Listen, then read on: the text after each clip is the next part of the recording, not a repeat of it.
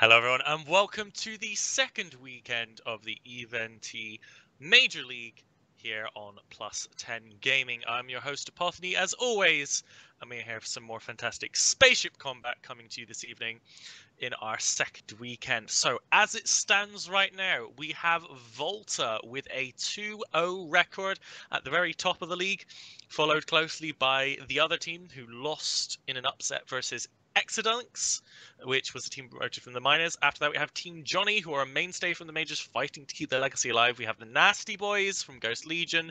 They are the only other undefeated team in the league, with only one game played so far. That can change very much, as most of the other teams have played 2 games here. We've got Exodunks coming up, who I assume are a team from Exodus. We have Prodigy Shots in Well, who have played 2 and won 1, lost 1. We have the Offline team, who have lost 2 matches. They are 0-2. This is not going well. And then Sudden Otters, our wonderful Vidra Reloaded team, 80 winners of this year. They are at 1 loss in a huge upset match. But yeah, that is where the league stands for now. We have our first match coming up in just 5 minutes. Reminder that this tournament format is round robin, with a win being 3 points, a draw being 2 points, a loss being 1 point, and a domination victory, that's going 15-0, destroying all of your opponent's ships and losing none of your own ships, being a 4-point victory. The league points are added up at the end, and if there's a tie, we go down to the match points in terms of number of ships killed and their value to figure out who comes first and second, with the bottom 3 teams, I believe it is, will be eventually demoted to the minor leagues, and the top 3 remaining in the major leagues for the spring season of 2018. Though I don't think we've said anything about that. I certainly don't know anything about that yet, so we will move on from there. We do have a return of Alexifact's wonderful graphs. First one coming up here is the ship choice and win rate. So what ships have been picked and how well they are doing at winning for their teams. If we look at this, as I bring it up on my screen as well, we have Tech 1 battleships having about 50% win rate. They are chosen, obviously, every match. They have to be. Tech 1 support cruisers, very popular, going over the Navy or combat support cruisers, and they do have a pretty decent win rate there at 50%. Obviously, you know, it's usually support cruisers versus support cruisers, so 50% is expected. Attack battle cruisers only being chosen, by looks of it, once, and not winning a single game. Going down to the combat battle cruisers, again, solid choice, 50% win rate, chosen almost 100% of the time. Navy faction cruisers, very rarely picked, but 100% win rate so far. Hopefully we'll get some more data on those coming up soon. Tech 1 disruption cruisers, not next best popular thing over the Tech 1 support cruisers, and they too have a 50% win rate. Most ships at around the 50% win rate, apart from those Navy faction cruisers, but ships which we have seen a lot of are holding around 50-50. So there is no clear distribution in the data yet as to whether it is particularly advantageous to pick one type over another, with everything sitting at around 50% with multiple games played. We do, however, have our matches for this evening, and I'm now looking at our first match played. It is going to be Nasty Boys versus Sudden Otters. Sudden Otters really need to pick up. They lost their first match last week, which is why they're sitting at 0-1. That is going to be brought to us by Sutoni and Jebby. So I'm going to ask for Alexi and Rain to run us through the bans as these guys land on grid. Well, I'll take you through the Nasty Boys bans. We're seeing Apocalypse Megathron banned out fairly early. They want to get rid of those big projecting battleships, and Ferox ban later on, and when they saw that Sudden Otters were forming into the shield comp. They've picked Vigil, Dragoon, Executor of Prophecy, Dominix. Not necessarily the highest damage team, lots of drone DPS there. The Painters of the Vigil will help that apply a lot. Got a lot of E-War potential there, with lots of newts from the Dragoon and from the Dominix itself. And the Vigil, of course, providing those paints. That is the entire reason that thing exists. It will run away, it will paint things from a distance, and it will do absolutely no DPS. Alright, and you mentioned the Sudden Otters going into a shield comp, which is exactly what they did with picking that Kestrel first. But if you notice, they banned the Augur and Scythe, making Nasty Boys and Sudden Otters themselves only having to be pick from one type of cruiser Logi, and we noticed right away, immediately, no frigate Logi was picked. So I picked the Kestrel, the Sunesis, which we believe it was mentioned, I believe we've seen 6 times before. It's been pretty popular. The Osprey being that AB self-repping cruiser Logi, and then the Cyclone and the Raven, banning out the Hyperion there as well. Thanks, guys. Let's hand it over to the commentators for our first match today. It's Nasty Boys going up against Sudden Otters. I'll hand you over to Sueternia and Jebby.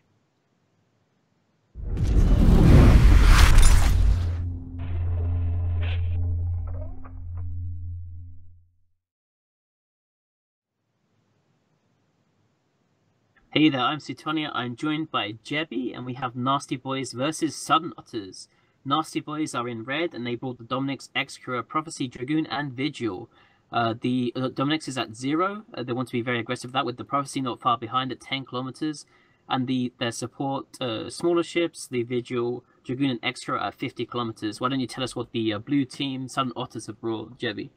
Yo, Sueternia. Hello, everyone. Thanks for tuning in. The Suddenly Otters worked in at 50 kilometers range with their shield composition. Oh, it's starting. The links are going up, boys. 10 more seconds. We'll see who kites where. I think that the Suddenly Otters will try to get away from those tackling Dominixes and Prophecy from Dominix piloted by Cyclo Hexon, alright, my good friend. It's starting.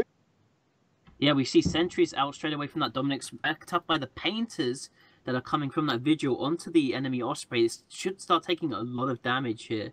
Not too much damage going on it just yet, though, with the Afterburn. It looks like he can mitigate the sentry damage for now. It looks like he's going to start to take damage pretty soon, though. As soon as this is making his approach, the Dragoon is also trying to scream out. Osprey at half shield, Dragoon at like half armor. It's kind of tense. I think the Dragoon is going to die there first. It's not looking really healthy.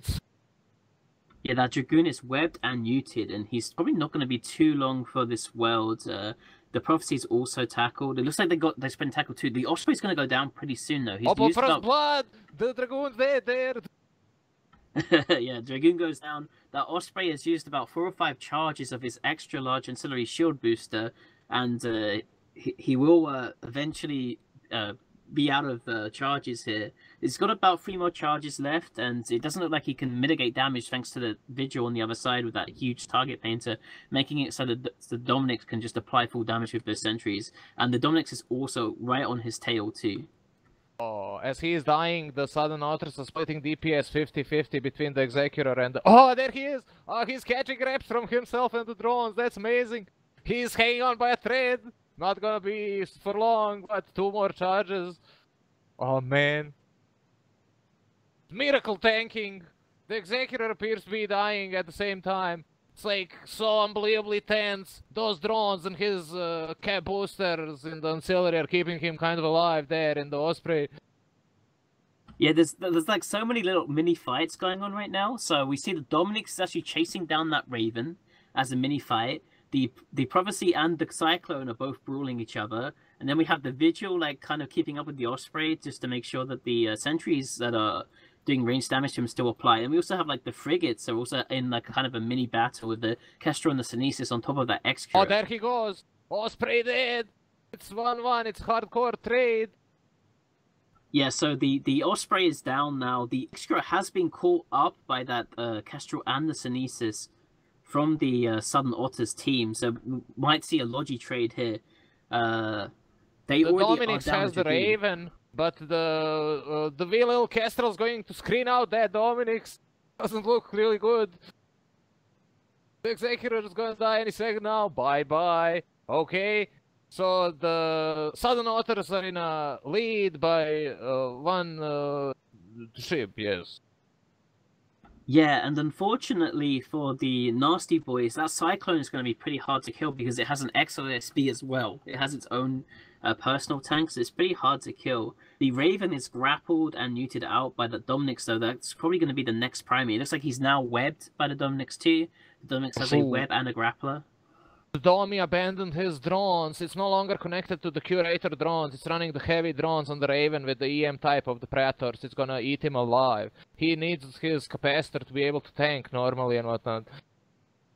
Yeah, it looks like the Cyclone and the Prophecy are kind of just fighting each other because they have to, because they both sort of tackled each other like way off the engagement. And then we also see the Synesis is trying to chase down that Vigil, and the Kestrel's also just kind of running around, I guess, trying to get a web on the Raven, or he's just trying to keep himself safe. And now, even though he only does like 100 DPS, it's quite nice to keep him alive and bringing him in if he's needed somewhere else. He's rerolling his high slots. He's not shooting, right? So he's just absorbing damage right there. Yeah, the Raven is dangerously known. A Raven entering armor as the Prophecy is now in half armor. Looks like we're probably going to see the Raven traded out for that. But once the Prophecy goes down, it's going to be Dominix and Vigil versus Cyclone, Synesis, and Kestrel. It's still a very close game. I think it can still go any way, even though Nasty Boys have lost 2 ships. So tense. It's a nail biter and it's the first game of the day. Raven gonna hit the structure. Is he gonna hit 30% armor? We'll see what actually happens there. I think the Raven can't live for much longer. The hard DPS switch from the Raven to the Cyclone. I don't get what's going on there. Yeah, swapping out their drones. I think the Cyclone is just taking damage probably from the Prophecy because they're both tackled way off. They're just kind of shooting each other because there's nothing else for them to shoot aside from wear each other down. Raven is about to go down here now, though. He soaked up so much damage for his team. It's unbelievable. But in the end, the Dominix was like, I am heavier. Minus Raven. Prophecy's gonna hit the structure right now. Cyclone appears to be kind of tanking. Yeah, so the Prophecy will go down here to this Cyclone, Synesis, and Kestrel. They have more stuff here, and there's not anything that the Prophecy can really break solo, aside from maybe the Synesis. However, I think these 3 ships are gonna have a hard time dealing with this Dominix by themselves. The Dominix versus hardcore.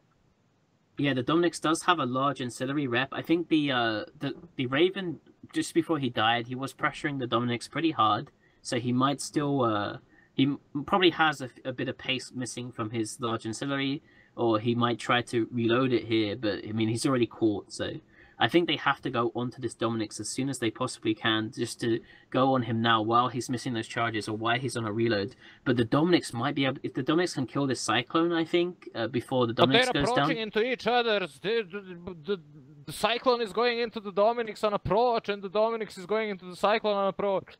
Oh man. I don't think that looks good for the Cyclone. He's gonna not be able to tank that, like, Newt and drones and everything. Yeah, it looks like the Dominix is actually reconnected to those sentry drones, and it's actually able to track the Cyclone. Oh, there's a target swap here. He's actually target swapped out to the Synesis. The Cyclone is burning away here, which, is this a mistake? I mean, Vigil was at the edge of the arena. He had to change his kiting. They got the Synesis. He's going for a scram web pass and that thing. Oh yeah, boy. Yeah, it looks like amazing the Kestrel... play with the Cyclohexanol with the sentry drones and the reconnecting and abandoning of the... That's like the 3rd set of drones he rotated into his PvP.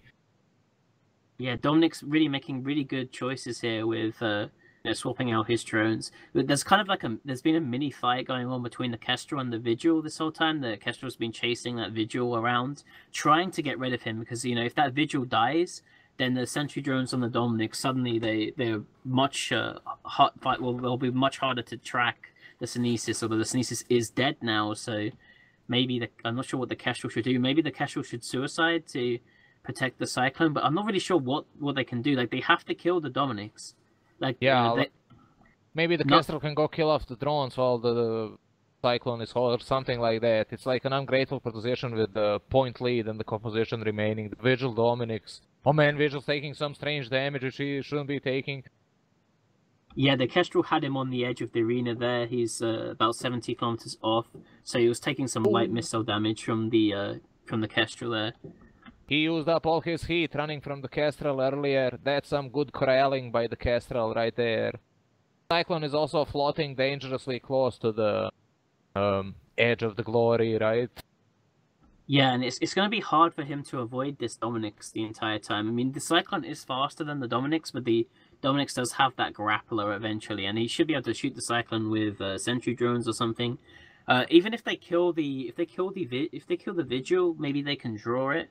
Maybe that's what they're going to try and do, because I don't think they can kill the Dominic's now. Like the Dominic's has that 94, very good 97, tank. 100, 103, 106. Ah, so you did 110. He was so close.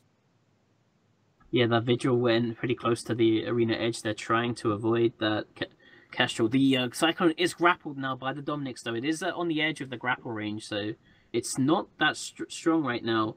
Kestrel has been webbed, I think, by the Vigil. The Vigil's decided to try and do a drive-by on him. He's like in structure that Vigil. He's trying to stay alive against the Kestrel, but cannot. Simply cannot anymore. Is that he's dead? No more Vigil. Only the Dominic's versus the Cyclone Kestrel. Yeah, the Dominic's is not neuting him for some reason as well. It does have that newt available. Okay, it's neuting him now. I guess it was trying to save cap or something. So the Cyclone Kestrel, they probably can't kill this Dominic's 2v1. The Dominic's does have that really strong active tank, but what they can do maybe is try to wait out till the end of the timer, and then... Kestrel is beelining those sentry drones. He is going for that curator drones right there. It's actually some heavy bots that are chasing him right now, Praetor 1s. But I don't think the Cyclone is going to die before the end of the timer. And this will make it a draw. The Dominic's is worth 5 points. The Cyclone's worth 4 points. And the Kestrel is worth 1 point. So it'll be 5 versus 5. It'll be a draw with both teams getting 1 point. That's some really confident piloting right there by the Cyclone. He knew that he could untackle himself from the grappler and then he's burning away. Maybe they're like both strategizing into the stalemate on the points, right? That could also be a... I don't know, Yeah, it looks to me like they were trying to kill each other. So a disappointing for the Talon Otters, I believe. You know, only getting 1 point after losing their first game. They should leave them at the bottom of the league most likely. And Nasty Boys were at the top of the league, or they were close to being at the top because they only played 1 game, I believe. But they won their first game, and only picking up that 1 point also hurts for them too. But yeah, this is the first draw of the EVNT Cup, and I guess we'll send it back to Apophany in the studio.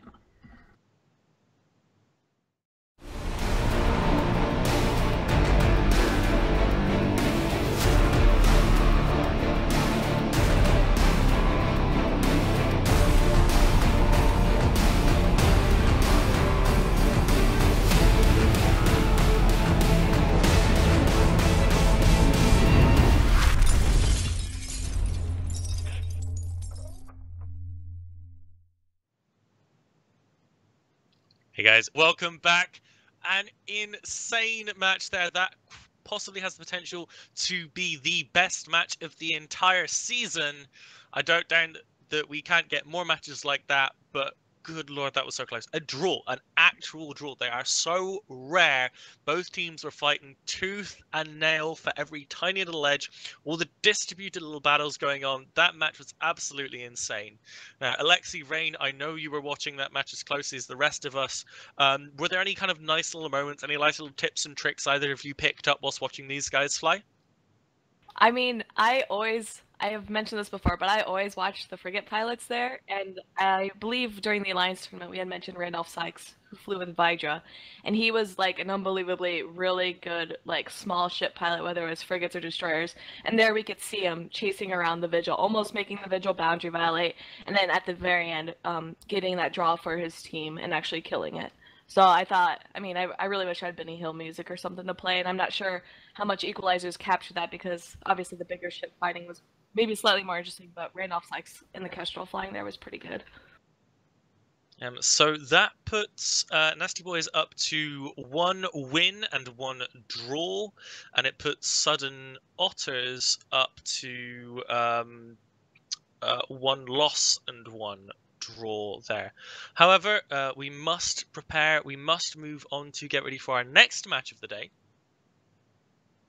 As my computer bugs out a bit, we've got the other team going up against Volta. Now, the other team, they're currently at 1-1, so right in the middle of the field. Volta, however, are 2-0. They're sitting pretty. They're looking ready to rock this league. They are here to win. What are your guys' thoughts on this matchup? I want to ask Alexi, who's your favorite to win and why in this matchup here? I've always got to go with the other team. I know they put in so much work, so much time into making sure they have the best pick bands they can, the best piloting they can. They throw themselves into this heart and soul. So I've got to back the other team. Okay, well, why don't you and Rain take us through the bans for this match coming up? The other team versus Volta. All right, I'll start it off with the other team banning off the Abaddon and the Griffin, but they themselves picking the Scorpion for their battleship, followed up with the Atron, Dragoon, Executor for that Logi, and then the Harbinger. And then additionally they banned out the Hurricane, preventing Volta from being able to use it. Indeed, and on the other side we see Hyperion ban, fairly typical at this point, although we're seeing often Dominic's being banned over it now, but Scythe ban and Apocalypse bans as well. Picking through, they went Myrmidon, Sunesis, Osprey, Cyclone, Rogue. They're going to have a really solid, tanky team with that. Resistance bonuses on the Merlin and the Rogue. The Sunesis being really tanky. Cyclone bringing shield links. The Osprey having a lot of local tank, but not, of course, forever, as we have seen already today. That's going to be a really tough nut to crack with that Volta team. So, Suetonia, I want to ask you, as the man who designs our fits, we're seeing a huge preference for the Osprey and the Execra over the Scythe and the Augur, although this may be something to do with bans. What are the key differences we should be looking between for the fits on these Logis? Is there a difference between active and buffer tank? Is it a difference between AB versus MWD speed? Kind of what are we looking at when we look at the 4 different Tech 1 logistics cruisers? Well, the Augur has dual prop and an injector, so it's a bit more mobile, and it also has the resistance to newts a bit more than the other ones do. The Extra is probably just the most solid one overall. It's probably the favorite one. It has AB, but it is like passive cap tanked with the sensor booster and the 2 cap recharges. The Osprey has the afterburner, but it does have that huge XLA speed, which is an active tank, and maybe if it can mitigate damage for a while and get a reload off, it's huge. And the Scythe is a buffer tank, and it's really fast, but it's also a really passive tank too, passive cap too. Awesome. Thanks, Suetonia. We do have another graph to bring up for you guys. I know how much you love your graphs from when we did the AT. We have a graph of the racial breakdown of choice here, with the 2 most popular races being the Gallente and the Minmatar ships, with a huge win percent up in the 60s. Amarr and Caldari falling behind in the 40 and 35-ish% area here. This is team-wise picks versus specific ship picks. And then we have obviously Society of Conscious Thought. That's our Sunesis and our Gnosis representatives coming in there. So we've got about 4 minutes left before the match comes up. This is once again going to be brought to you by Jebby and Suetonia. So I'd like to ask you two, what are your thoughts about this upcoming match, and who do you guys predict to win?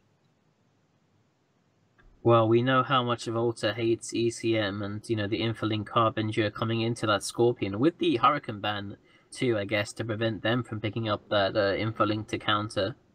I guess Volta are going to probably be jammed in this match, and are probably going to be really angry and local. So I'd say maybe the other team has the edge here. Yeah, for sure. He's gonna have the edge with the Scorpion as the lesser ships are on grid, and if the other team manages to even secure one ship kill before the Volta does, then it's gonna be a dire situation. But if he is unlucky with the jams, then like the face melting DPS of the Rock Cyclone, then they're gonna kind of hurt the Scorpion real good. He's the armor Scorpion, we need to keep that in mind, right?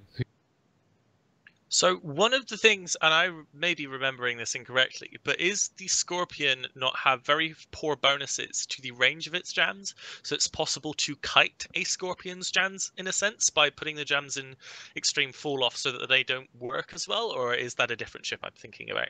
You're probably thinking of the Griffin Navy issue. The Scorpion has one of the biggest range bonuses in the game for a ECM ship. Might be thinking of the Widow then, or something like that. Still, we do have the ships on grid, so I'm going to hand it over to Jebby and Suetonia for our second match of the day, the other team versus Volta.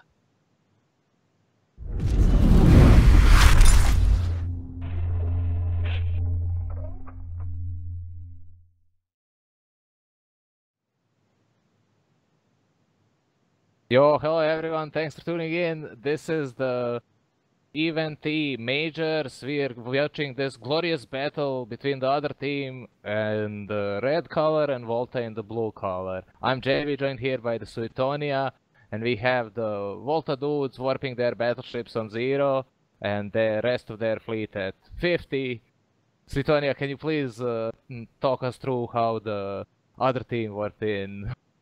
Okay, so the other team have brought their main core, the Scorpion and the Harbinger, at 30 kilometers, backed up by the Atron there to act as defensive screening or aggressive tackle, and then their Dragoon and Excura are a bit further out at 50 kilometers away.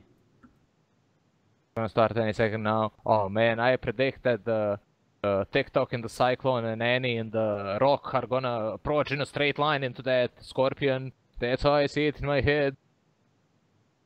Yeah, the longer this match goes on, I think the more the other team are gonna get a jam on the Osprey or something, and then something's going to die. The other team don't have too much DPS though, since they have the Atron there, Dragoon, and the Harbinger does do quite a lot of DPS though, but the Scorpion and the Harbinger don't have that much DPS. And in fact, if you compare the two teams' attack bar on your screen, you'll see that the Volta team have almost double the DPS with that Blaster Rogue and the Ham Cyclone. Things are going up, battle is starting, it's happening. Oh man, drones are being deployed. TikTok's going for it.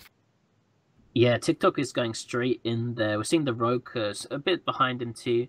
It looks like he is going to get tackled up by that Atron though. The Atron is dual prop as well, so his heavy assault missiles will not apply too well to him. But if his team follows up and they're not jammed, they might be able to get rid of that Atron. He looks like he's grappled now by the Rock. The Rock and the Rock's grappler on the Atron, if it slows him down enough, it will get him to a point where he'll get absolutely wrecked by those Cyclone heavy assault missiles. It looks like the Scorpion jams too. Also early on the Sunesis and the Merlin right now. There's no jams on the Cyclone, Osprey, or Rogue. The Atron appears to be living with the support of a bunch of drones piloted by Lysis there. He went for the counter tackle for his team on the heavy battleships and everything. He's kind of like doing a really good job there. They're trying to deal with his webs and everything and the dual prop, but doesn't look good. They're deploying small drones on him. Now we'll see who will live and how the jams will connect and whatnot. If the Atron gets killed there, then they can maybe resume killing the Scorpion, right? And doesn't look good. Tense. Yeah, that Atron does have an afterburner right now, so he's still, even though he's grappled by that Rogue, he is able to get underneath his guns.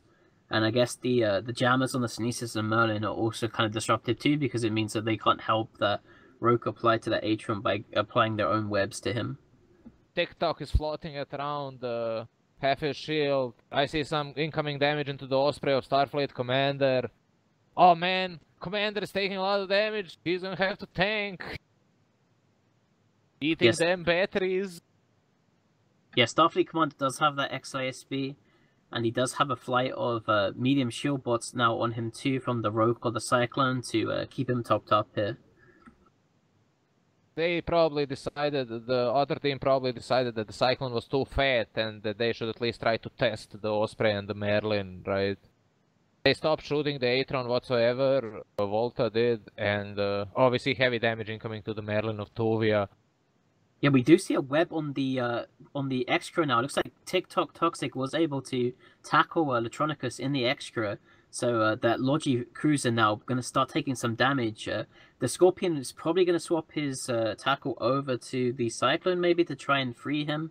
It looks like... Let's see what happens with that Executor. That's amazing tackle right there. They're swapping all their rep drones back to the Executor and whatnot. They'll try to keep that thing alive. It's gonna suffer greatly.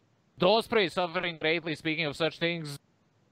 Yeah, it looks like they did swap that jam over to the Cyclone now. Hopefully he is not jammed off yet.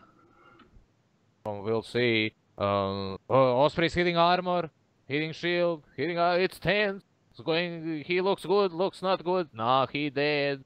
Something needs to change, otherwise he'll decease there. Yeah, that Harbinger is putting DPS into him, and the Scorpion still has rapid heavy charges coming into him right now. Once the Osprey goes down, I think this match is probably over for We From Volta, unfortunately. because the hull difference and the Scorpion with the multi-specs is just gonna be like unsurmountable. Minus Osprey, first blood, boys. There he goes. Sleeps with the fishes. So, dire situation for the Volta dudes. The other team are in an advantage. Let's see how it goes down. Yeah, that Cyclone is still on top of the Extra, but he's just jammed, so he can't do anything, unfortunately. Otherwise, I think the Extra would have probably gone down at an earlier time. I've seen some damage go back onto the Atron again. I guess the Rogue is grappling him, and the Synesis of the Merlin is giving a secondary web. Looks like TikTok has got a lock on again. He's shooting the Extra, but the Extra does have an afterburner, so heavy assault missiles are not going to apply fully to him. Nope, it's gonna be really difficult to apply to that thing unless he's decently webbed down and grappled and everything. The Executor is pulling range wisely off of that Cyclone, following it being screened off of him. Yeah, the reason why the Cyclone came off is because the Harbinger is now shooting him, forcing him to run XSP, and TikTok is running away from that Harbinger to try and keep himself alive for a longer period of time. We're in the is going for pass on the on the Atron, right? Yeah, the Harbinger is now shooting the Synesis, and he's taking a lot of damage from him right now. The jams appear to be successfully connecting to the dudes. They're just like no normal tackles reliably connecting to anything. Just exasperated by the fact that there's 4 hulls left on grid, right, against the Scorpion. Yeah, the Lysis in the Atron has just held down that Rogue the entire time back because of the jams as well. We haven't seen the Rogue do anything in this fight. And Hero tackle Lysis. Lysis was like, he knew from the start that his team needs to do carried for sure. Yeah, the Rogue can't do anything, and like the Atron would die if the Merlin or the Synesis could come in and just get a secondary web, so then the Rogue would have a higher base speed than the Atron, and then the Rogue would track it perfectly, and the Atron would just like instantly get wrecked. But unfortunately, the Cyclone is hitting armored. Yeah, unfortunately, because the Synesis and Merlin have been perma-jammed because of the Scorpion, they haven't been able to do that to clear the Rogue, and now the TikTok Cyclone is in a lot of trouble entering hull. Oh, poor TikTok, he's suffering greatly there. Man, he's gonna go to Valhalla really soon. It's gonna 50% structure. There he goes. Press F, please. That's like -2 dude. We'll see if they can kill all of them before the timer expires for the dominating victory. That's the play for the other team are going for. And the Volt are trying to deprive them of that. That's the status. Yeah, every second counts here. It's going to take them a very long time to get through this Rogue. The Rogue has an XASB and it's really tanky. It doesn't have the shield burst anymore from the Cyclone, but it would still take a very long time to get through him. If the Merlin and Synesis can just fly around and just waste the other team's time, they can probably deny them the dominating win. Yep. Here we see again why the ECM is so popular. It either like works spectacularly or doesn't work. It's the old flip of the coin, one would say, for that. So sometimes it lands, sometimes it doesn't. Unfortunately for Volta, this game, the dudes suffered from the jams and couldn't help themselves against the Scorpion. Yeah, they're chasing down that Synesis right now. It looks like they're not going for the Rogue. I think the Rogue will probably live, so they're probably going to kill the Synesis and the Merlin if they can to get those points. I'm pretty sure the other team know that they're probably not going to get the dominating victory anymore, and they should just try and kill the Synesis and Merlin to get as many points for the league as possible. The DPS drones are switched to the Merlin of Tuvia, and now they're switching back to the Sunesis of Nacht. The Sunesis is with the 2 medium shield extenders, 3 tech 2 core defense field extender rigs, which means he's like kind of really fat, but oh, there's some damage incoming to the Dragoon, which is indicative of the jams failing at least once. Yeah, the Dragoon's actually taking a lot of damage right now. I'm not too sure where from. Sunesis hit structures. Bye bye Sunesis, no more Sunesis there. It looks like it was, it's maybe the Rogue shooting him with Null really far away. could very well be. There's nothing reasonable else which could be shooting him. The Executor will have no problem repairing against such incoming damage. The Rock appears to be testing its tank. He's floating at around 50% shield. Yeah, unfortunately, I think he's jammed again. So. Well, please, that shield ellipsoid looks gorgeous. So nice looking. He's slowly. Oh, the Dragoon is suffering. No, Yeah, the Rogue just got a lock again, and he's actually putting pretty good work into that Dragoon. If the Dragoon goes down here, it'll be pretty nice for Volta. See if Executor's AFKing or what's he doing? Just be not doing anything. He's flying away now. Okay, but, the Dragoon has caught traps. He appears to be good. Yeah, that was almost a like Bay caught me sleeping meme. Yeah. They got their stuff together real fast. They were like, "Oh, the jam's gonna land for sure." Yeah, since Rock is a really fat ship, he's gonna soak up a bunch of damage just by existing. Right? He is being neutered out and whatnot, but he's still providing decent resistance against that. Yeah, so the match has ended. The other team taking a quite convincing win, although not quite getting the dominating victory because of the Roken Melon still being alive. So we'll send it back to Epiphany in the studio.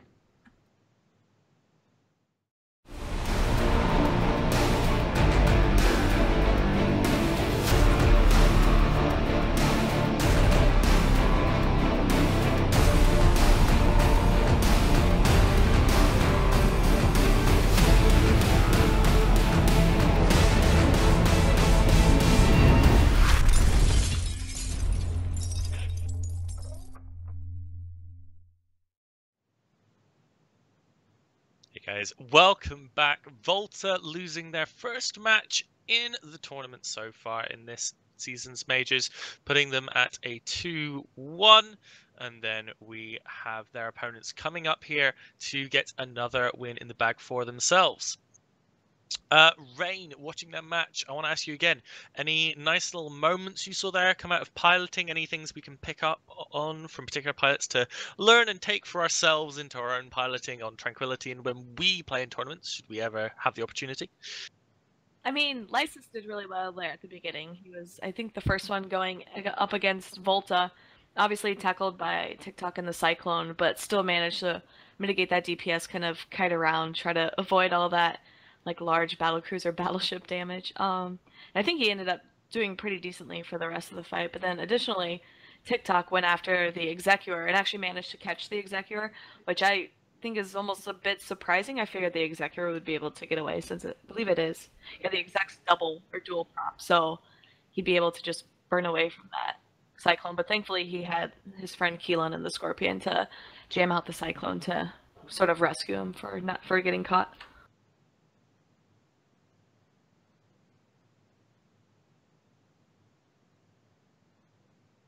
Awesome. So let's look at the bans coming up for the upcoming match, which is just going to be 8 minutes from now.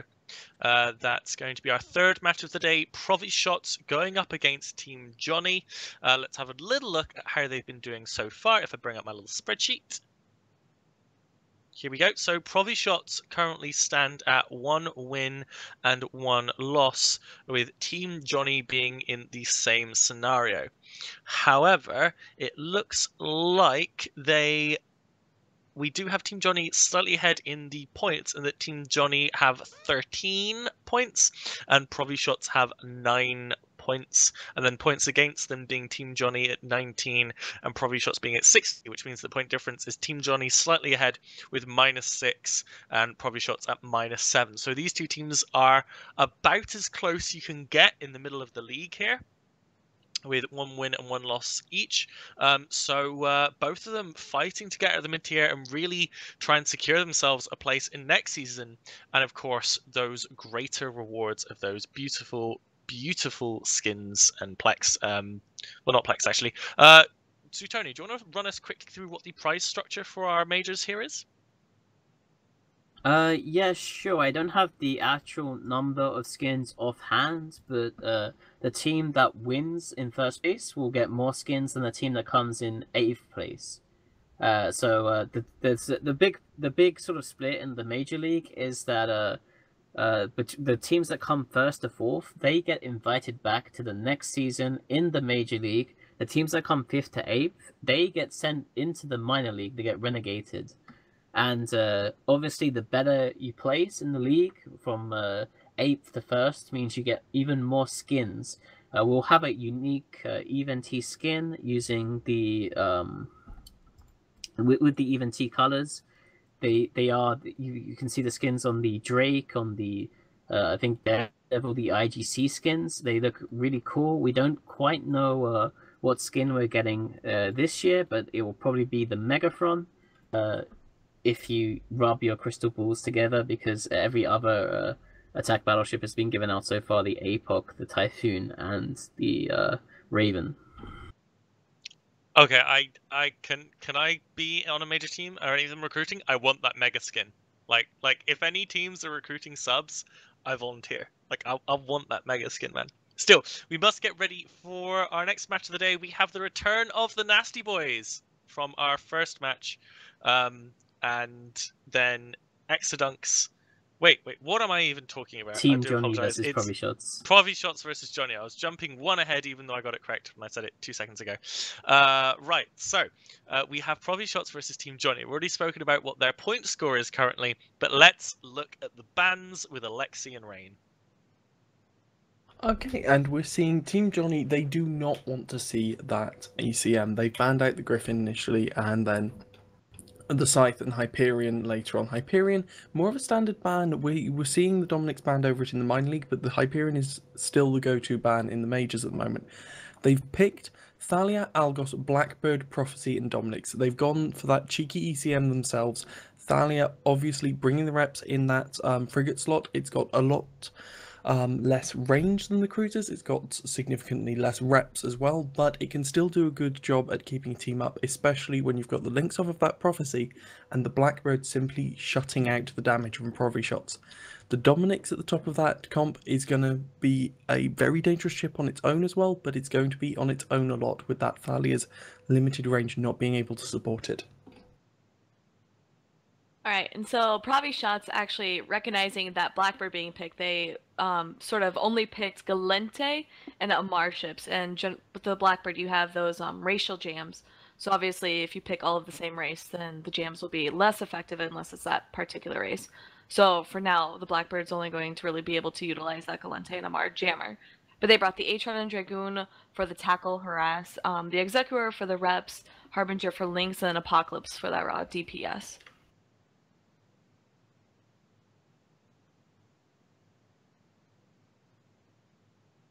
Okay, so what are we currently thinking about the choice here of bringing the logistics frigate? I really the last season where we had the T1 logistics frigates, we I think saw them maybe once or twice. This season we've seen them a lot more, and they've sort of proven themselves to be a lot, I don't want to say better, but pretty much better. I mean, obviously the T2 version is better than the T1, but the Thalia pairs really well with that Dominix, because even though the Thalia, I believe half the reps of a logistic cruiser, the Dominix itself has its own rep. So if you pair that Thalia with the Dominix, when the Dominix is in an AAR reload or anything along those lines, the Thalia can kind of keep it up and alive. The only thing to note is that with some of these logistics frigates is that they're not really there to mitigate all DPS or to rep all DPS. They're just really there to prolong the life of their fellow ships and hopefully sort of compensate for that fact that they dish out slightly more damage in the longer term. They're not there to fully rep ships up like maybe the Executor would. Okay, well, our match is only a minute and a half away. We have the teams in the arena.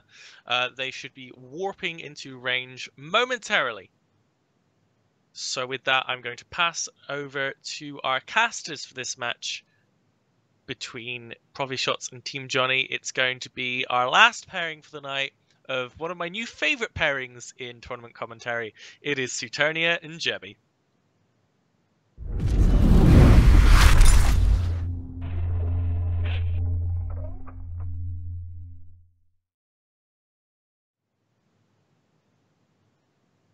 Hey, I'm Sutoni. I'm joined again by Jebby for Team Johnny in the red versus Provishots in the blue. Team Johnny have brought the Dominic's Prophecy, Blackbird Failure, and the Algus.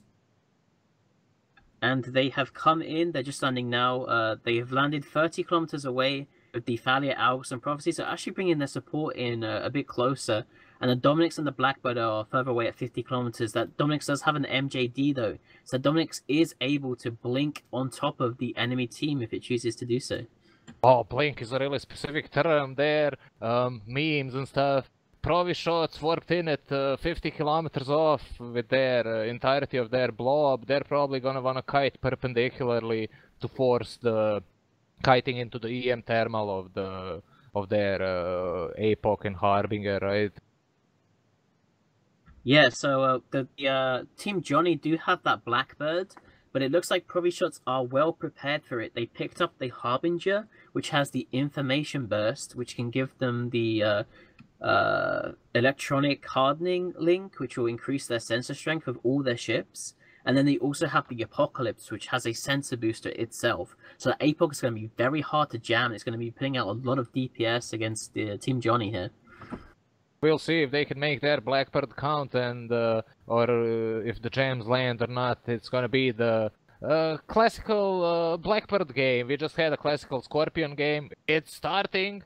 Oh, they're kiting basically, as I said, perpendicularly to them. The Amars are. And Johnny dudes, they're floating around, not kiting anywhere.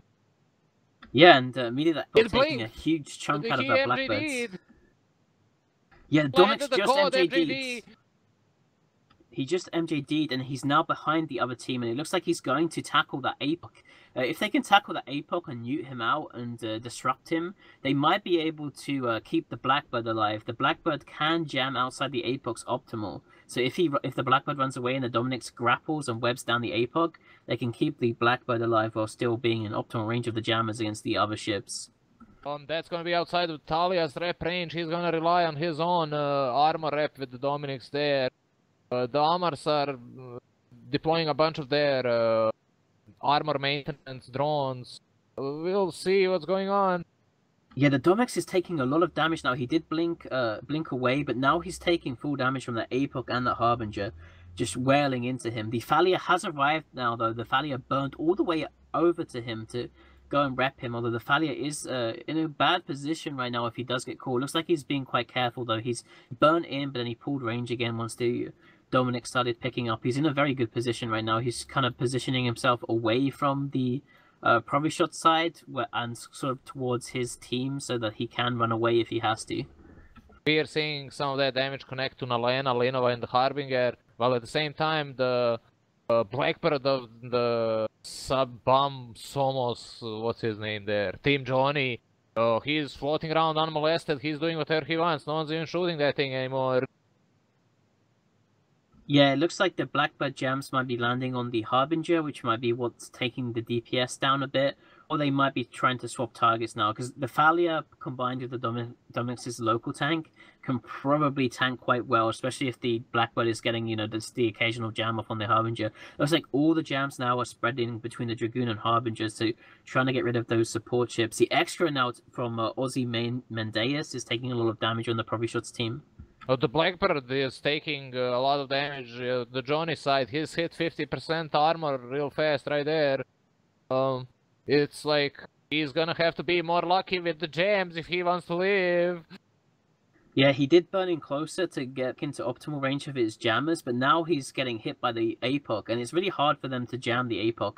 It has the electronic hardening link from the Harbinger, and then it also has its own local sensor booster, so it's very hard to jam that ship off. They are trying to jam off the APOC now, but it's going to be one of those ships that's very hard to jam. Dominic's bombing drones there, right? That's from the Dominic's, the smart bomb, not the... Yeah, the Dominic's has the smart bomb. The ex-crew of Aussie is about half armor now. Looks like he has been webbed and scrammed by the enemy Algus, of Machine of Loving Grace. By enemy, I mean the red team.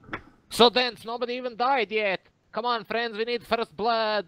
Yeah, boy. We'll see. Maybe the Executor, maybe the Blackbird. Dominic's isn't even taking damage. He is regenerating shield. Oh, the Thalia suffered.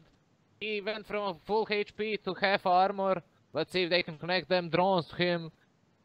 Yeah, he took a big hit from that APOC there, I believe. The APOC is shooting at Blackbird and Thalia right now, and there's an Atron and the Dragoon is chasing after him. If they can kill this Thalia, that would be a big blow to them. It looks like the Thalia is doing a great job, though, of sort of coming in between the Dominics and the Blackbird. He's able to rep that Blackbird back up. The Blackbird's very low. He's going to die in the next 2 or 3 hits, and the extra of Ozymandias is going down pretty low now. His ancillary charges must be running out pretty soon, and he's also only got about 25%, 30% armor left. Based on what I'm seeing here, the jams aren't connecting to really good on the Blackbird, right? He's having issues reliably connecting jams. The Dragoon has that Thalia. Oh man. Machine Loving Grace's August is going down. He's taking a lot of damage. First blood! There he is! Minus Algos for the team, Johnny. Yeah, so that's one of the problems by picking this Thalia, is that it's really slow. So what happened was the Thalia was playing very good, right? He burned over to the Dominics, and then once the Blackbird was primary, he burned back over to that Blackbird. But then the Algus just started taking damage, and he just couldn't burn over to it in time because it was so far away. Since the Blackbird and where the Dominics and the APOC are basically 2 different fronts, and they're so far away from each other. And with that Algus gone, that's a lot of the support gone. That's the tackle gone from the Extra. The Extra might be in a much better position now that he isn't webbed and scrammed by the Algus. He might be able to tank a lot longer. It looks like he is kind of stabilizing a bit. He hasn't lost much armor, and it looks like he is slowly gaining a bit, although it looks like it's going down again now. The Blackbird is now webbed. The support on the Blackbird, he might go down pretty soon. I'm pretty sure the APOC can probably still kill that Blackbird through the Thalia reps if he has to. The Executor, he's not moving really fast. He's 270 meters per second, so he's not looking that good there. It's just they're chewing through his armor plate. The V drones are keeping him kind of alive. It's a miracle. Yeah, that Dragoon is unjammed now, and he's actually, I believe he's neuting that Blackbird. If he can nuke that Blackbird off and get rid of those jams, that'd be a huge boost for Provishots. Yeah, the Extra is probably neuted out. That's why he's not running his Afterburner right now. It's why he's only going 272. It's because the newt from that Dominix, and also I believe it's the Dominix that is shooting him and trying to kill him, is what's preventing him from running that AB. But he is slowly holding in there. The APOC also taking some damage now too. It looks like they're swapping over to the APOC to try and kill him, but the Extra is still taking some damage too. If Provishots can kill this Blackbird, I think they're going to be in a great position. But it looks like oh, it's so tense. Executor hitting structure. Blackbird appears to be holding. Thalia is suffering some minor damage from drones. Apocalypse is... they were just shooting one volley into him to switch the reps, I think. What? Just to trick them. Yeah, it looks like the Thalia has been tackled by the frigate, the Atron, but it does have an afterburner, so it should still be able to fly around here a little. The APOC was taking pot shots at him, but I don't think it could track, and I think the Blackbird has gone too far away from him now. There goes that Executor, boys. He did a good job, but in the end, he did. Yeah, he did last for a very long time here. So now we've only got 2 minutes and 45 seconds into this match. It's been really intense, even though it has been one of the slower matches. Thalia is now webbed. That could be bad news for him. The APOC might be able to track him now as he takes a big chunk from his armor there. Oh man, he's not looking really healthy there. They're trying to keep him alive with the drones, but a bunch of drones disconnected and got smart bombed and whatnot, so he's like at half starting drone capacity or less. Yeah, so the Harbinger and the Atron are on top of that Thalia. They should be able to finish him off. The APOC is also taking some pot shots at him, and I believe he is probably able to track that Thalia at that range. He's into structure. If they kill this Thalia... Bye-bye, Thalia! So, so the APOC is in a lot of trouble right now. The APOC is half armor. They're both even neck and neck on points. They both lost their Logi. They've both killed 3 points worth of ships. The Thalia and Algus worth 2 and 1 point for 3 points total, and the Extra worth 3 points. Whoever gets this next kill is going to be who wins this match. The Blackbird is pretty low, and there's no longer a Thalia there to rep him, and he is tackled by that Dragoon. The APOC is dangerously low at half armor, and Dominix is still on top of him. So is the Prophecy. I actually believe the Dominix has moved away. Yeah, since he was screened off of them, right? the Blackbird is jamming against 4 hulls, and we can see that no things are being scrammed or neutered or anything. The only thing done jam is the Atron, right? As far as I can see that. So the drones are doing their work. Oh, the Blackbird is taking some damage there finally. Yeah, so the Dominic's tackled is tackling and neuting the Harbinger, but his drones are still on that APOC, which is struggling a little bit. And the Prophecy is also of Ifical is also on top of that APOC. It looks like the APOC is killing a sentry drone from the Dominics to kill a Bouncer 1. If that APOC can survive, that'd be huge for them. It looks like they almost killed that Blackbird. If they can keep that APOC alive for 45 more seconds and kill that Blackbird, then the win will go to Provishots. Oh, it's so tense, boys. The tensions are rising. Blackbird doesn't look really healthy, so doesn't the Atron. Blackbird's gonna hit any moment now into the structure. Who's gonna track what? Oh, it's so tense. Yeah, 25 seconds left. Will this Blackbird go down? Will the APOC go down? The Blackbird is in structure. He's slowly going structure. Down. Oh man, so tense. It's gonna come down to the seconds. Oh, 10 seconds left. Blackbird has 25% hull left. Kitey. He died. Oh, good game. Died at 3 seconds left. Oh, that was such a good match. And I guess we'll send that back to Apophany.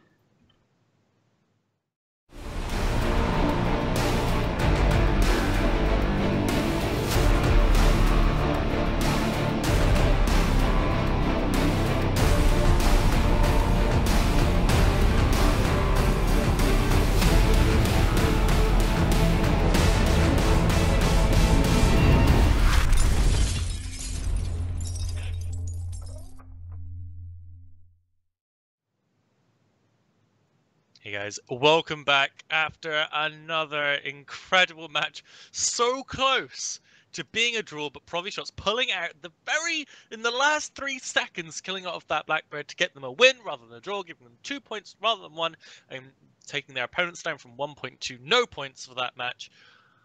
Wow. Okay, so, I mean, Alexi, run me through your thoughts on that match, buddy. I think it was absolutely brilliant watching the lots of little fights that was going on. A lot of this came down to how Team Johnny were managing their tackle. They had their Prophecy and they had their Dominics. Those were their 2 opportunities to really pin something down. Their Algos could tackle things, but it wasn't as secure, and it wasn't there for a lot of the match, unfortunately. When they finally took the Executor down, it was because they finally made the call. They brought the Prophecy across to tackle the Apocalypse that they wanted to hold still, which I'm not sure I agree with as a decision, as something of a priority, but it meant they freed up their Dominics. The Dominics went webbed and grappled the Executor, and that's when they finally brought it down. This was a call I think they should have made much sooner if they were able to, because breaking that Executor gave them a proper way into the match, and they spent so long. Even after that jump in initially, they spent so long when there wasn't really that much damage coming out from their team. And fundamentally, you're using your Blackbird to buy time. They just needed to get damage down faster, and getting that heavy tackle that the Dominics offers onto that Executor sooner, I think, would have been the key. But they managed to get it there in the end, and they just kept swapping the tackle around for the entire match, keeping the control where they wanted it. Unfortunately, it didn't pay off in the end. Awesome analysis, buddy, as always. But the night soldiers on, and so must we. We now must move to talking about our next match coming up, our 4th match of the night. We have the return of Nasty Boys from their first match today, which was against Sudden Otters. They're going up against Exodunks. So, Jebby and Rain, if you would roll us through the bans for Nasty Boys versus Exodunks. So Exodunks have banned out the Rogue, the Megathron, and the Abaddon, so clearly not liking any of these battleship choices. And then they picked nearly a homogenous Mimitar race with the Vigil, the Tower, the Scythe for reps, and the Hurricane for links, but then finally going with that Hyperion, which I believe we've seen either picked or banned on almost every match. Oh, thanks, Rain. And the Nasty Boys, they banned the Griffin and the Auguror, and the Tempest, and picked the Atron Dragoon, Executor, Prophecy, Dominics, right? Seeing that the Hyperion was not banned. Picking the Dominix is really specific there. He was picked by the Exodunks, right? So it's gonna be a counter pick to that thing, kind of with the big manly armor compositions, and then the Exodunks are gonna be running the shield, kiting with the off tank, Hyperion, whatever, and the Nasty Boys are gonna be running the straight up vanilla armor with Dominix Prophecy mainline DPS ships, and then the Executor with the Logi and the Dragoon Atron, right, with the tackle support, right?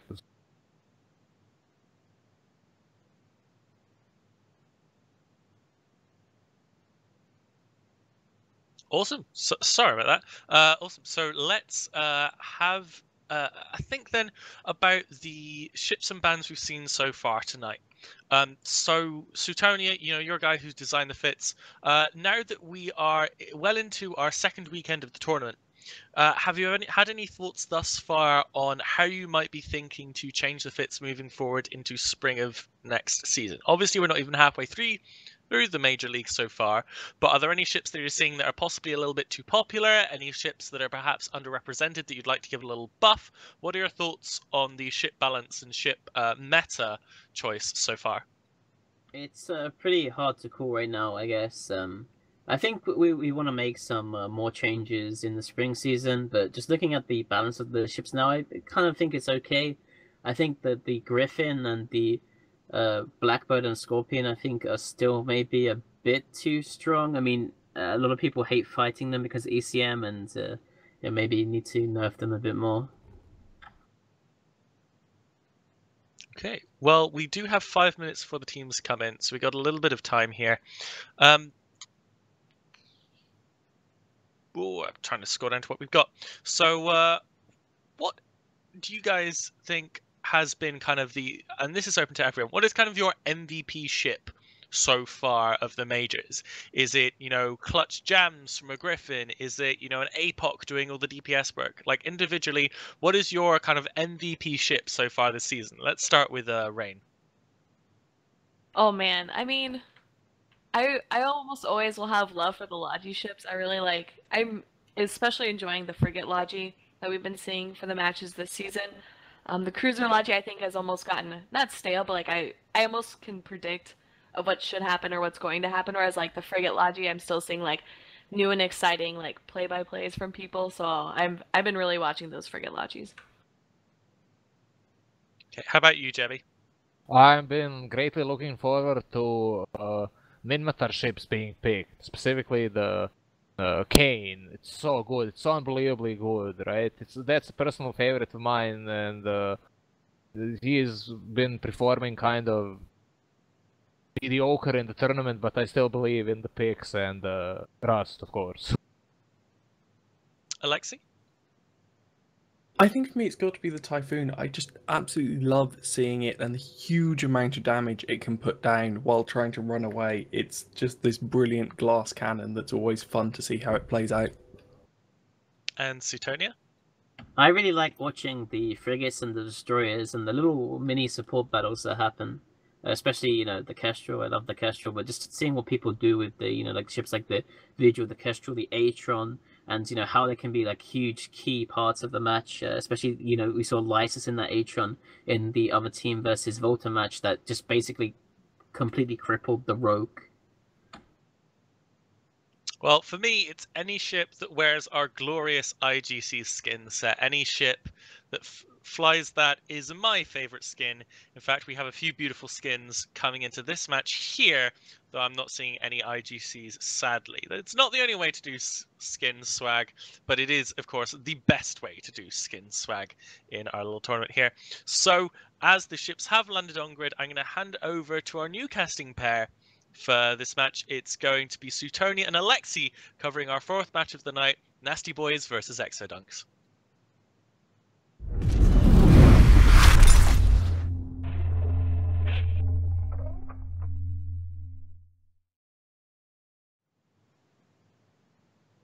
Hi there, I'm Suetonia, and I'm joined by Alexi for the first time.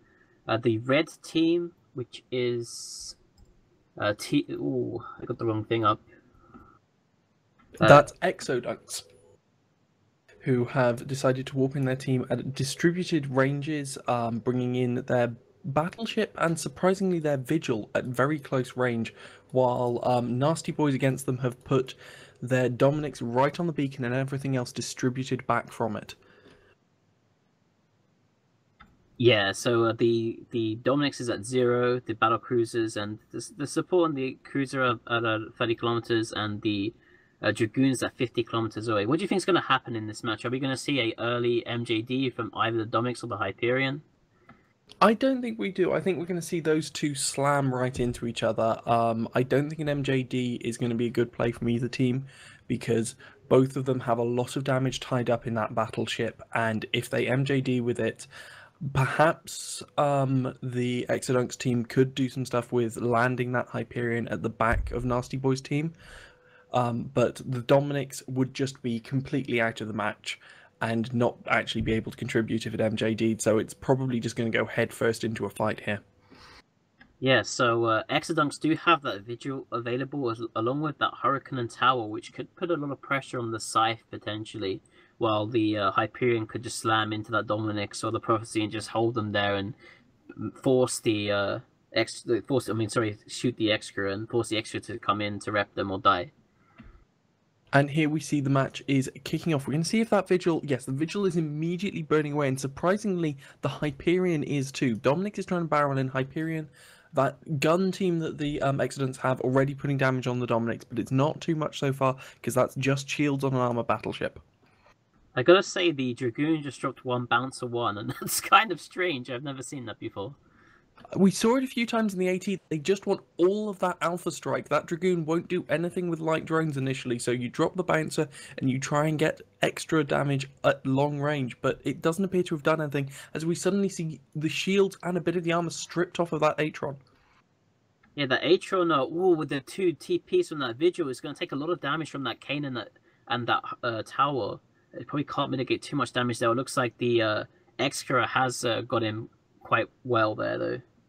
Indeed, it's a dual prop Atron, which means it can mitigate a ton of damage on its AB, but it can also bloom itself with that MWD, which we saw there, and it's still taking big chunks of damage. It's not got that much buffer behind it. This isn't how it's meant to tank, but Adorable Rage is keeping him repped there.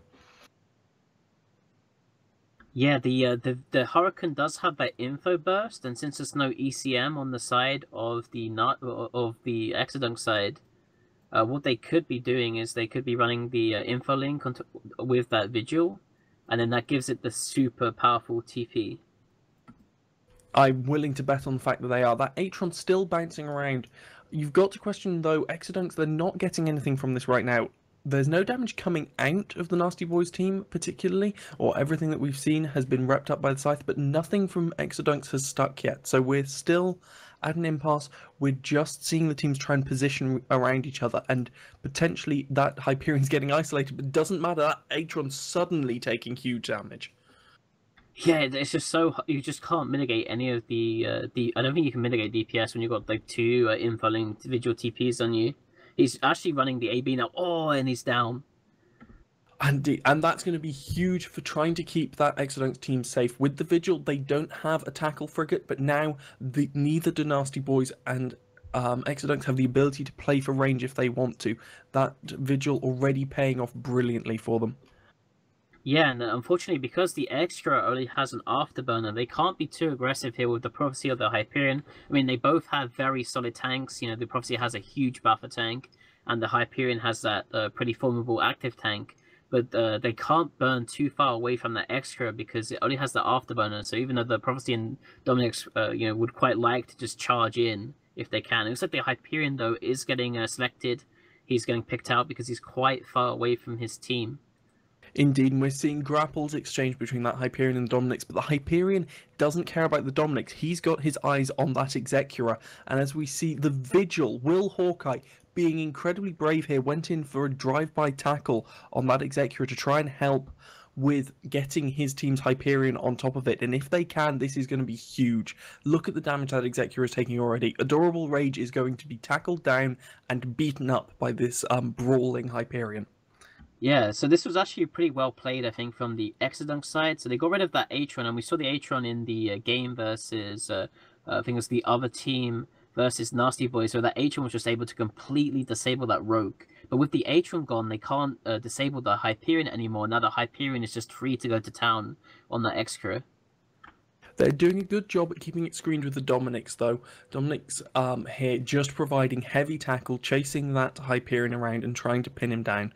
Hype surprisingly tanking very well in shields. The reps from that scythe working with the natural resists on the shield, but we will see it really begin to hold as it gets pushed into armor here. Yeah, it looks like the Dominics will always be able to control the Hyperion because the Dominics has the grappler and the normal web on top of the newts too, so you can probably, in all likeliness, force the Hyperion to turn off his MWD, especially if he's taking damage and needs to run his rep.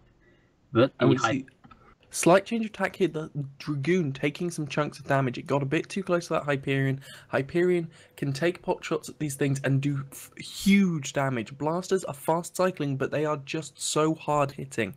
The Dragoon, though, easily caught by Adorable Rage, who slipped right away from the tackle now and is quite comfortable away from that Hyperion. Yeah, with those Vigil TPs, like even large blasters are going to track those destroyer and frigate holes pretty well. But we're not seeing that much damage exchange between the teams. Exodunks not putting damage onto anything solidly. They're just trying to get these targets, trying to get these pickoffs. They're not committing hard onto anything, or they've not been able to commit hard onto anything yet, whilst slowly that Hyperion is being pushed into its armor. Yeah, the Hyperion does still have the Scythe repping him, and he does have his own local tank, which while he has charges, he can probably tank right now. I think what Nasty Boys really want to do is they want to try and get that Dragoon or the Prophecy on top of that Scythe and get rid of it, but the Scythe is so quick, and the Dragoon and the Prophecy can't really do too much without getting too close to this Hyperion, where they'll start getting chunked by the Vigil TPs. And saying that, the Dragoon is put into half armor again. Indeed, this will be the damage coming off the Hurricane. The sudden chunks you're seeing is the artillery on that Hurricane being able to track the painted up Dragoon. Meanwhile, Systematic Chaos is hitting that Dominix a bit, trying to split the reps and using his damage, and it's worked. They've taken down that Dragoon finally. This is going to be big relief for their logistics, but that Scythe just wasn't stressed right now. It wasn't being pushed too hard, so it's not a big gain on the field for them. Yeah, that Hyperion is getting pushed a bit lower now. He's actually gonna have to start running his rep quite a lot. The newts from the Dominics might also be hurting him here. It's pretty hard to run that large ancillary as well as the other stuff while you're getting double neuted by Dominics. Indeed, here we see the time that was taken to get stuff done for Exodunks has paid off with Nasty Boys, with them being able to run down those charges just slowly, gently run them down, and now you see them pushing that Hyperion really hard, and they look like they're going to be able to break it at this point. It's probably struggling to keep anything online with the Dominics having all that time to newt it. Yeah, so he's very low armor now, so right now it seems like Exodunks have been dominating, but if they can kill that Hyperion and keep the Extra alive, they would still take a victory on points. Indeed, of course, the Hyperion worth 5 points to the 3 points worth of ships that Exodunks have managed to pick off so far, and the Vigil here is doing nothing because they're not really applying to small targets. As I say that though, Adorable Rage taking more and more damage. The Vigil has gone in and is playing tackle. This is an incredibly brave Vigil pilot in such a fragile ship, and it's what they need right now. They need to break something else, and that Execura is the way to do it. Yeah, with that extra rep and painted up, I believe the Prophecy and the Hyperion can actually track him, even though the Hyperion is probably using null. The extra is about 30 off the Hyperion, so the Hyperion can still actually get pretty good hits on him at that range. It looks like that Hyperion might have pushed himself through an ancillary reload, and we saw heat probably coming off of his scythe to keep him repped, and big chunks of armor coming back. Adorable Rage is in great danger now because that Hyperion just isn't dying as fast as Nasty Boys hoped. Yeah, and I mean, even if they kill the Hyperion at this point, if they lose that extra, trade the extra for the Hyperion, they're still going to lose. Saying that, though, the Hyperion is going down again. Indeed, that burst of sustain that's back into hull, but it's got so much more hull than that Executorate, and there is so much more damage still left on this Exodunks team if it's applying. They've got a good chance of trading Hyperion for Execura now, which would put them back in the points lead and back on track to win this, and we see that Execura go down. Adorable Rage going down there and traded for Systematic Chaos. Yeah, so now it's Dominic's Prophecy with no Logi versus Hurricane Tower and Vigil. Both of all of these ships are faster than the Dominic's and the Prophecy, and they also have their own scythe. So even if they manage to get a pick off on the Hurricane Tower or Vigil by sending drones onto it or something, they're probably going to be able to rep this damage up unless the Tower, Vigil, or Hurricane get hard tackled. Indeed, we see now Paint's going on the Prophecy. They're trying to focus on that, but in honesty, this is just going to go to points right now. We've got 45 seconds left on the clock. The biggest danger is going to be to Exodunks picking off a small ship like that Talwar. It's going through shield. If Exodunks lose the Talwar, they lose the match at this point. Yeah, the Prophecy and Dominic's, we see those sentry drones right now. Curator 1 shooting that tower. The tower actually does have a sig reduction bonus, though, so if he has good traversal, I think he should be able to tank it. And he also has a 5 Acolyte 2s and Infiltrator 2s chasing him, as well as 2 Praetor 1s from the Prophecy. I'm sure they might actually be able to catch up with him thanks to the small drone speed bonus on that Prophecy, but it's a bit too little too late as we only have 5 seconds left. Indeed, and the Scythe had caught him, solidly keeping him up now as we see Elden Ring in about half armor, and the match is over, going to Exodunks on points. And with that, we will hand back to the studio.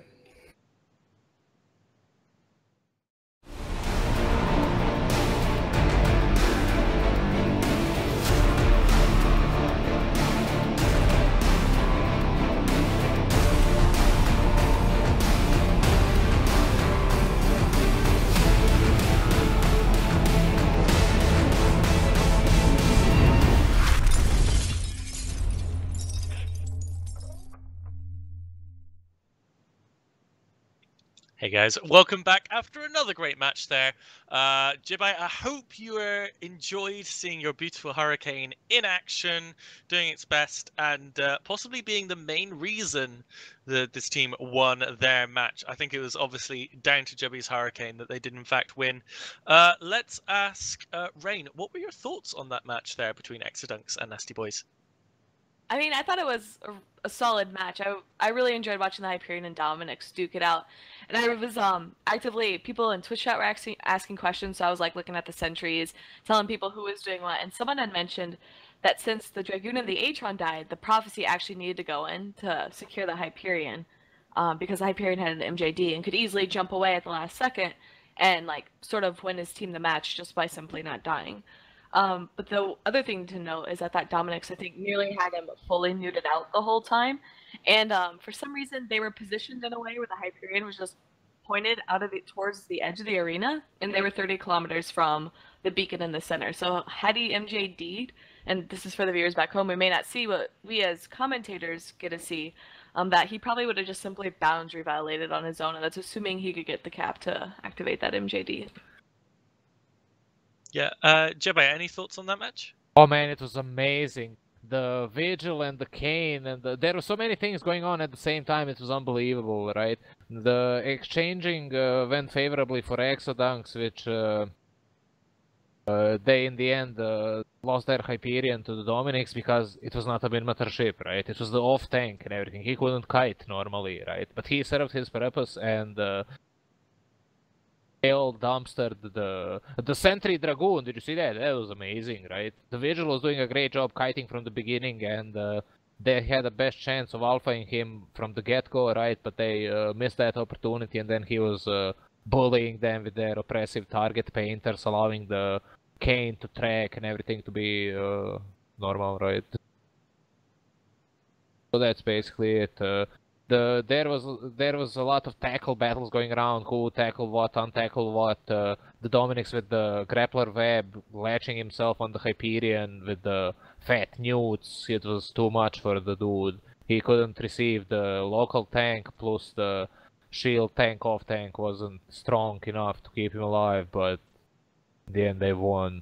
Right? It was a gambit and it paid off for the Exodunks. Yeah, for sure.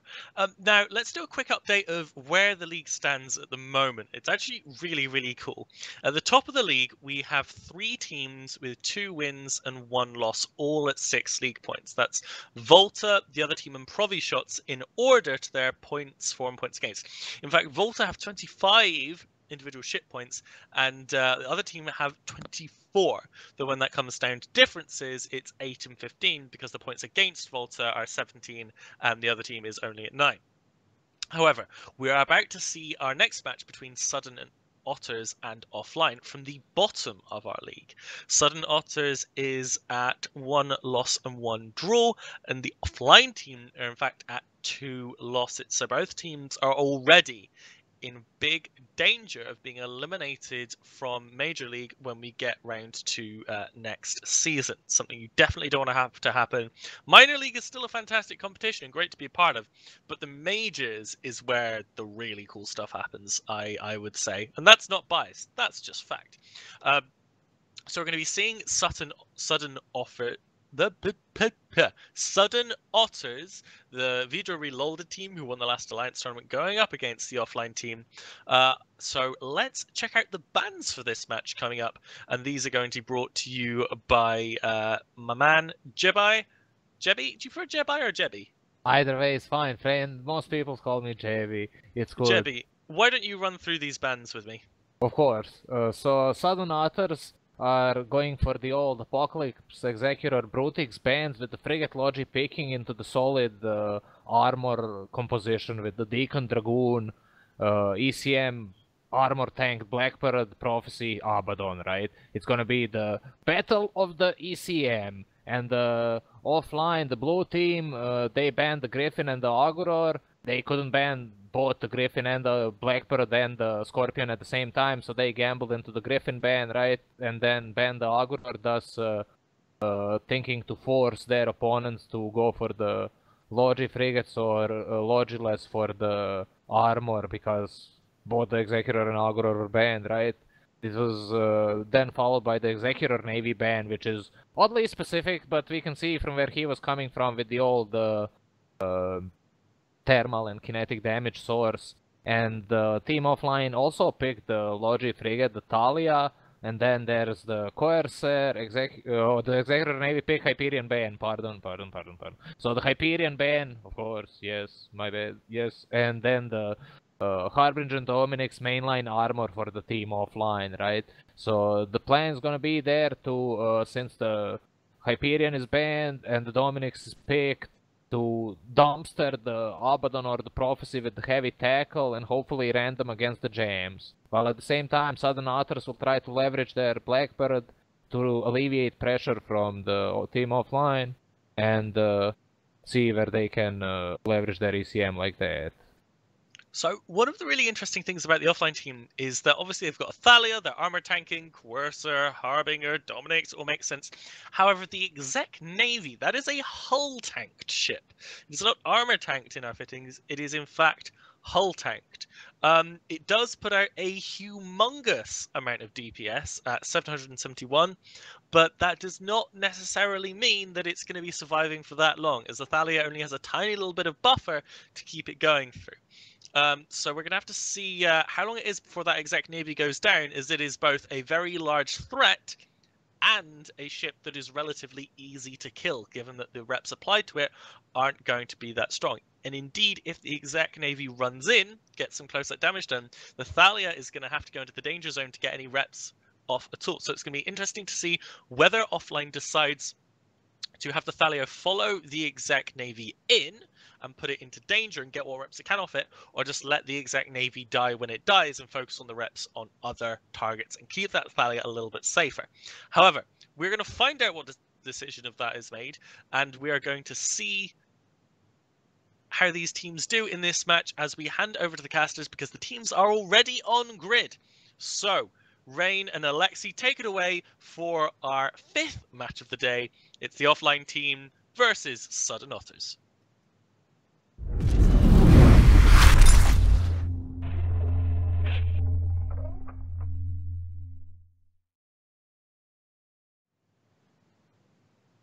Hello, I am Alexei Aksan, and I'm here to bring you the 5th match of the day with the ever-glamorous Rain Chocolate.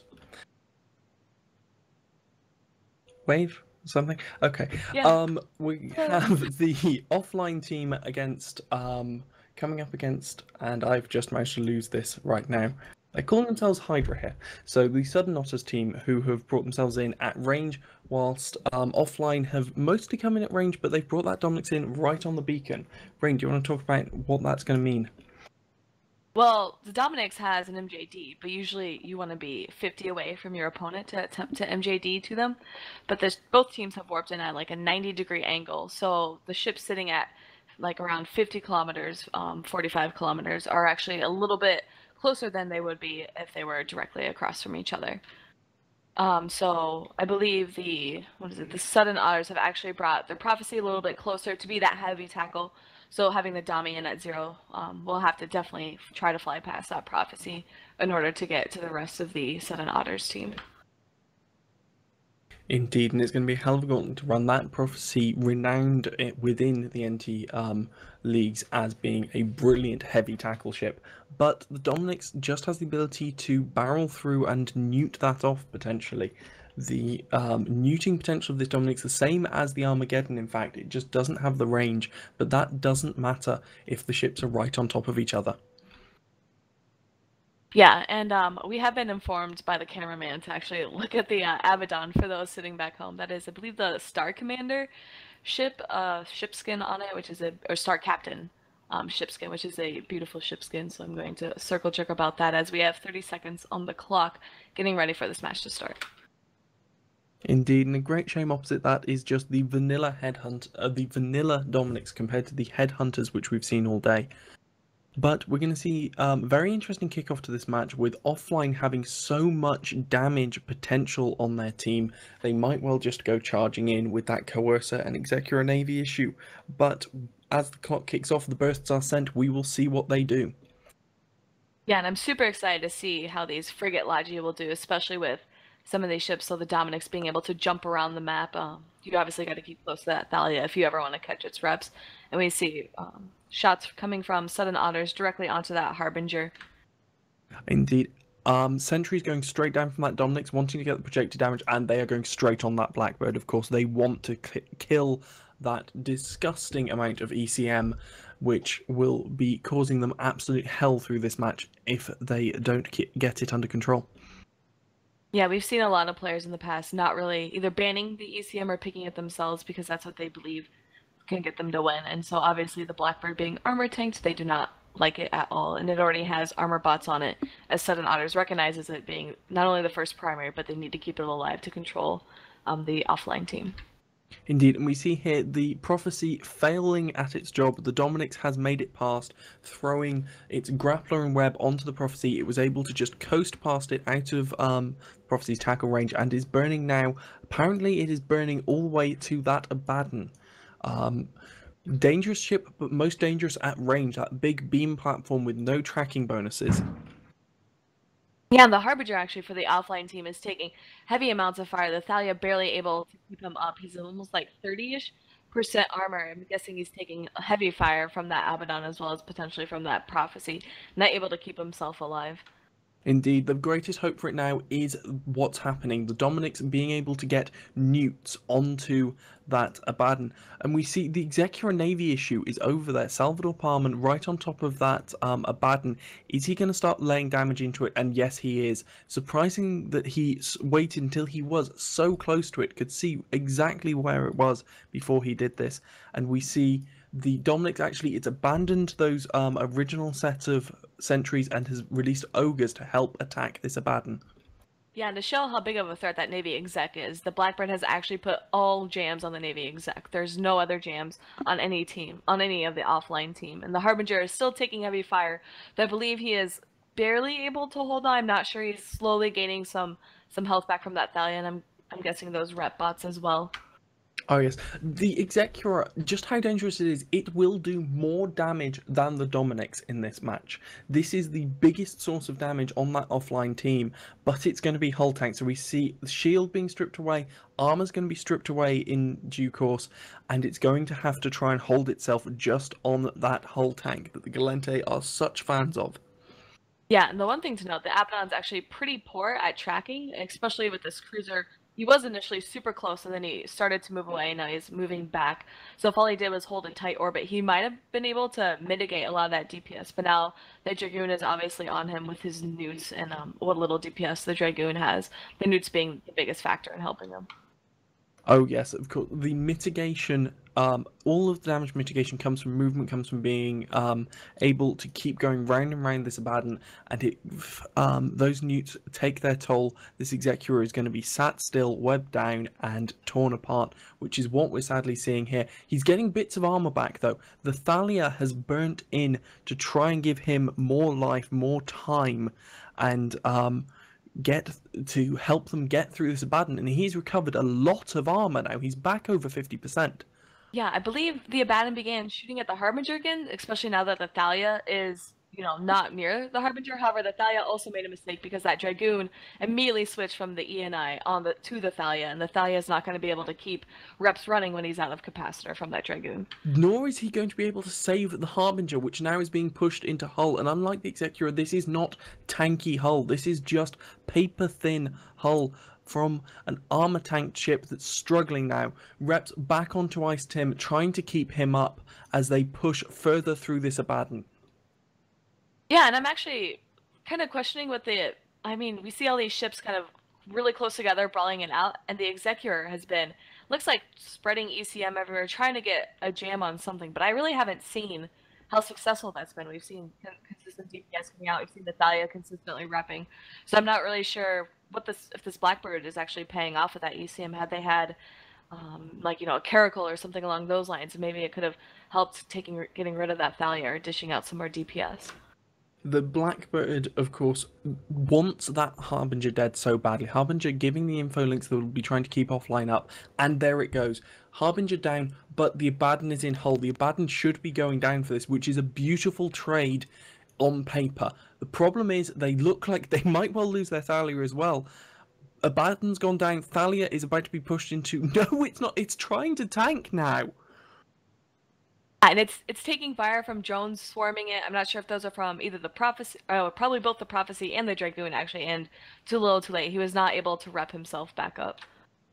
Indeed, and that's a big loss. With the Thalia down, they've lost all of the proper reps on the offline team. That Executor especially, it looks like it's doing a lot better than it is, but it's got so much of its EHP gone as the offline team start laying into the Prophecy. This is a decent choice for them, but... Decent choice for them because it would force the Deacon to come into the control range of the Dominix to try and help. But we see they're going to lose their Coercer. Lots of damage coming out of that Coercer actually, but they're not going to be able to hold it up without logistics anymore. So you did mention the Deacon actually coming in the Dominix's range, and it indeed has. You can see the little new icon as Dominix is just sitting there and holding him. It looks like the Prophecy is attempting to potentially try and save and distract the Dominix, but I'm not quite sure how well that's going to work, especially because the Thalia is super close to the Dommy. Indeed, those Dommy newts probably one-shotting the capacitor on that Deacon to all intents and purposes, but they've lost their Coercer, and that is a significant amount of damage at this point. That's a couple of hundred DPS when they've got less than 2,000 on the field. They're still going to be chewing through that Prophecy. If they can keep newts on the Deacon, they will make it through, but the jams are going to be the biggest problem here. Not so much for the Dominix, but jamming that Navy Executor will cut a ton of DPS from offline.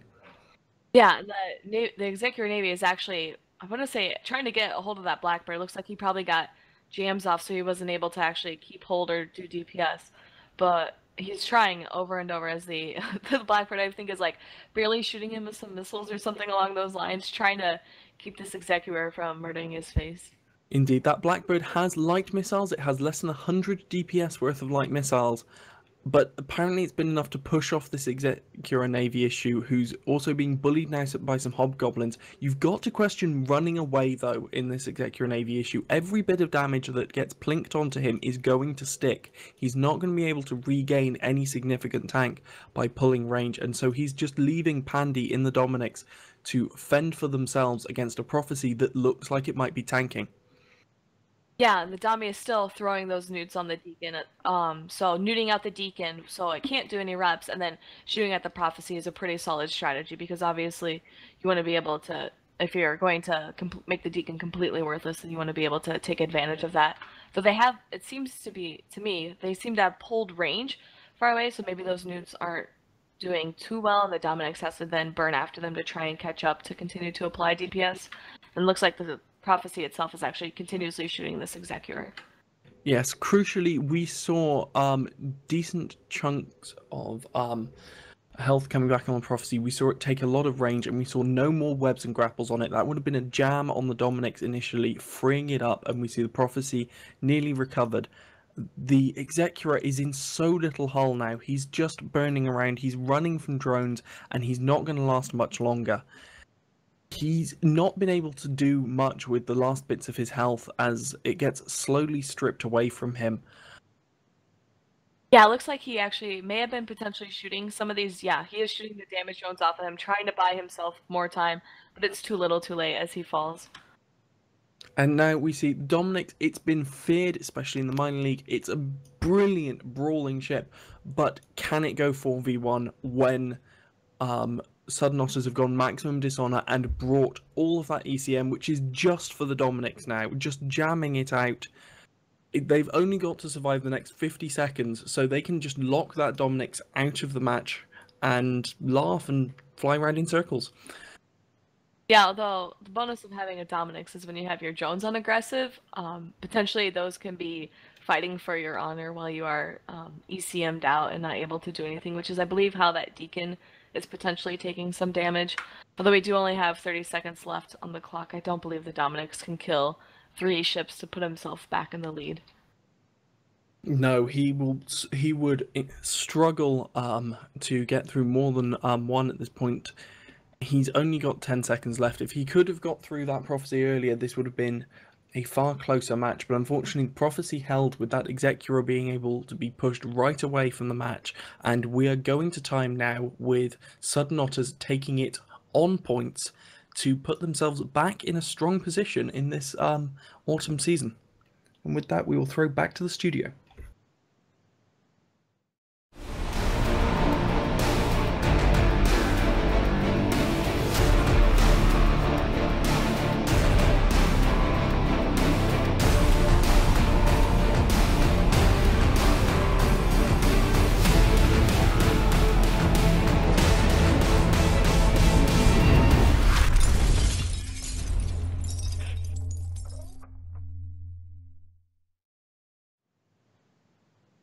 There we have it. Sudden Otters taking a victory against the offline team. Jebai, what were your thoughts on that match, buddy?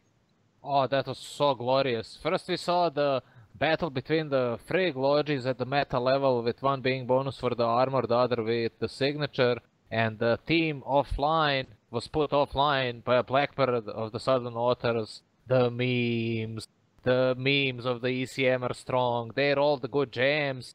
And in the end, that was GG. As the ship count for the team offline went down, it became much easier for the Blackbird to connect the jams, and the rest was just like it was highly skilled piloting witnessed on the grid with tackle, anti-tackle battles, and scram passes and newt passes and various kinds of high-skill, elite tier piloting maneuvering seen there, because both of these teams have exceptionally skilled pilots, which, if I'm not mistaken, are Alliance Tournament dudes, right? So, we'll see. So far, the ECM today has been lucky. Maybe we'll want to see the Blackbird getting dumpstered. Who knows, right? Yeah, man.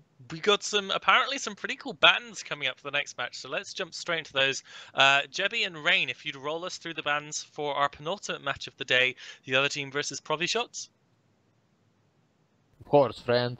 So, with the team Provishots being the red team, they banned out the ECM, the Griffin, Blackbird, and the Scorpion. So they were like, no ECM for us, we're just gonna be dealing with normal things. And then they picked the Talia-based Logi, the Frigate Logi, with the Coercer, Vexor, and then the Harbinger Apocalypse as the mainline DPS of the battle cruiser and the battleship.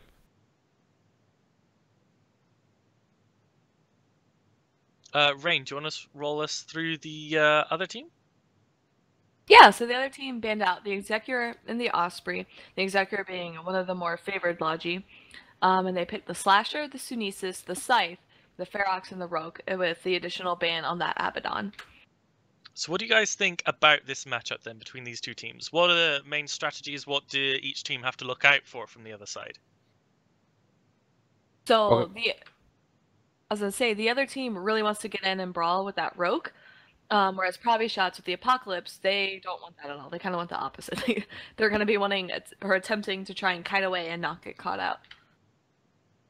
Does that mean that the Slasher is going to be a really important early pickoff so it doesn't catch something and hold something down? And of course, with a ship like the Coercer, that's definitely something that is doable.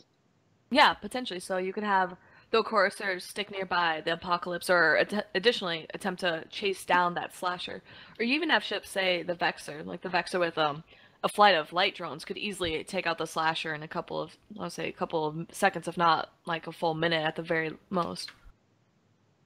Now, we do have the Sunesis from the Society of Conscious Thought being kind of low-key popular ship in the Destroyer spot.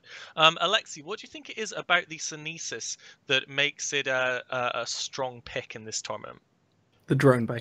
It's entirely on that drone bay. It's the only good shield, well, it's the only valid shield destroyer that has a proper drone bay, so it can bring those rep bots typically. It does have a damage bonus to them. It can bring light bots. It can sort of double down on its role as being able to kill and screen smaller ships, but it will typically be bringing those rep bots. Additional support for your logistics is a huge thing, and we see the popularity on the other side of the Algos and the Dragoon so much, and that's pretty much for the same reasons. The drone bay gives you not just that ability to support your logistics, but huge versatility from a slot that otherwise is very tied down into, I can just plink damage at range, I can just do a bit of really good damage up close, or I can just run around and not really help much. Yeah, I mean, this is a match where we get to find out if the Rock can, in fact, be stopped if the other team is in their Rogue and Provishots is not. We are seeing, I'm seeing from a lot of teams tonight, there tends to be teams that can be very Amarr focused. We've seen almost one every match. Now, obviously, in the Amarr, you're primarily relying on lasers, which puts you into that EM Therm damage base, which is very, very good against shield setups, but very, very poor against armor setups. Jebby, do you think that it's important to consider what damage type weapon systems you are going for when your opponents are choosing when they are revealing whether they're going into a shield or armor setup? Or do you think by that point you've already kind of committed to what you're going for and it's too late to flip and it's not worth to add in those extra ships that do a base damage type that might be more helpful? Oh, APOT, of course it's worth, friend, because if you pick a bunch of EM thermal lasers and stuff, shooting at them shield things, you're good. But at the same time, if you pick a bunch of blaster or rail-based things which connect the thermal and the kinetic damage, obviously, then the armor are gonna be suffering from that. The armor are more vulnerable to explosive damage, of course, but kinetic thermal is also sufficient because of the face melting DPS of the Rock. Can't stop the Rock, as you know. We'll see who screens what and who tackles what, and it's gonna be the Frigate Logi versus the Cruiser Logi. That's often really entertaining to spectate and comes down to great piloting skills for the Talia burning off between them and the primaries. Well, I suppose it's not as important as in the matches where we see in the Alliance tournament when there's a T2 tank, which is so incredibly punishing. If anybody has tried to use hybrids to shoot in a Neros, I know that they know this pain when you're trying to break ships down. But in Tech 1 tanks, certainly the resistances do make a big difference, but they're not as extreme as against those full T2 tanks of hacks and assault frigates and T2 lodges and what have you. We do have, of course, T2 logifrigs, which makes that resistant profile pretty hard. So if you've got, a Thorax going after someone's Thalia, you're going to really struggle to get a lot of DPS down, even though the Thorax does have the tracking bonus. And of course, it's a very high DPS ship, being a Gallente blaster boat. We do have the ships on grid now for our penultimate match of the day, the other team versus Provishots. So I'm going to hand it over to Rain and Alexi, who are going to be bringing you this match.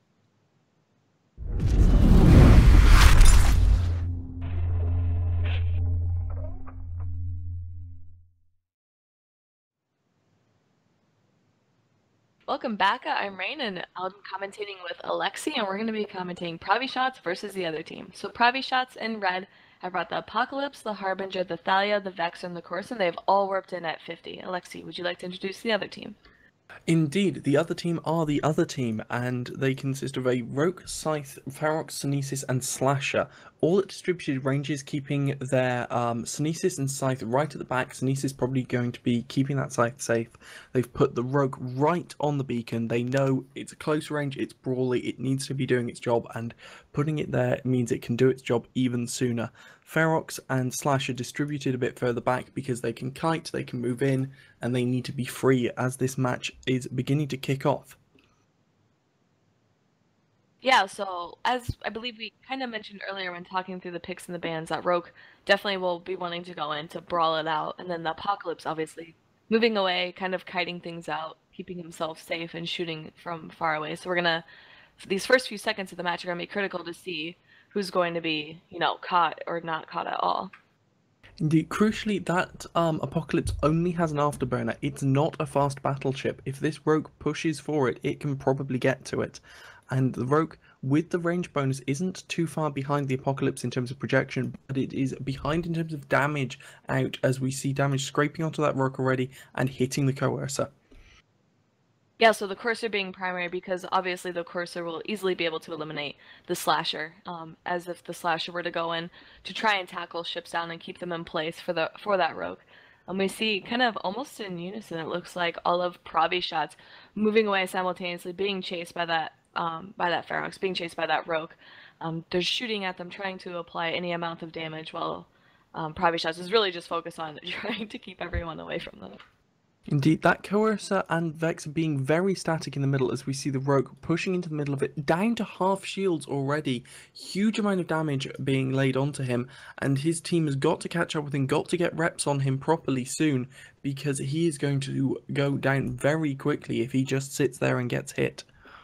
Yeah, and that's the struggle with some of these more brawling ships trying to chase a kiting ship, because obviously you either kind of double click relatively where you think they're going to go, you hit approach, and it almost gives them something like, say, the Apocalypse, perfect tracking. It's very easy for them to hit. You can't really get transversal when attempting to approach. It's a little more difficult, or your opponent has to be moving in a certain manner besides just burning completely away from you. Indeed, Latronicus feeling that problem now as he tried to burn in to save his Rogue and took a ton of damage for it. He's in 50% shields and he's got no way of regaining them. It's only the rep bots that will bring his shields back as he is pure buffer tanked. But that Vexor is taking chunks now. The Rogue is properly focusing on him, and we see the damage of close range blasters being laid into that grappled cruiser. Yeah, although the Vexor does have a massive flight of armor rep bots, as well as that Thalia, kind of keeping his range pretty close, so the Thalia just has to be ever so slightly careful that the Rogue doesn't try to switch and grapple him instead. But this Vexor is sort of, I want to say, never mind, he's not living at all. He should be dropping very shortly.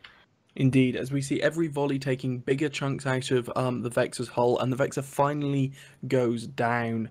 All of those rep bots are going to have to try and redistribute. A lot of the rep bots that the team had will have actually come from that Vexor's drone bay, as we see swapping damage onto the Coercer again, trying this small, relatively high SIG compared to its tank ship. Yeah, the Rogue consistently taking damage. He's not really gaining any reps back despite having that Scythe on him. It looks like majority of the time the Scythe also throwing some reps on that Sunesis. Probably going to be on that Slasher next. But if the Apocalypse keeps picking, the Apocalypse and the Ferox, excuse me, keep picking away at that Apocalypse, oh goodness gracious, if the Apocalypse and the Harbinger keep picking away at that Rogue, then eventually he should be able to fall. Indeed, the Scythe came in to get more reps, but suffered for it and is in low shields. However, it's bought the Rogue time. The Rogue has moved over onto the Harbinger.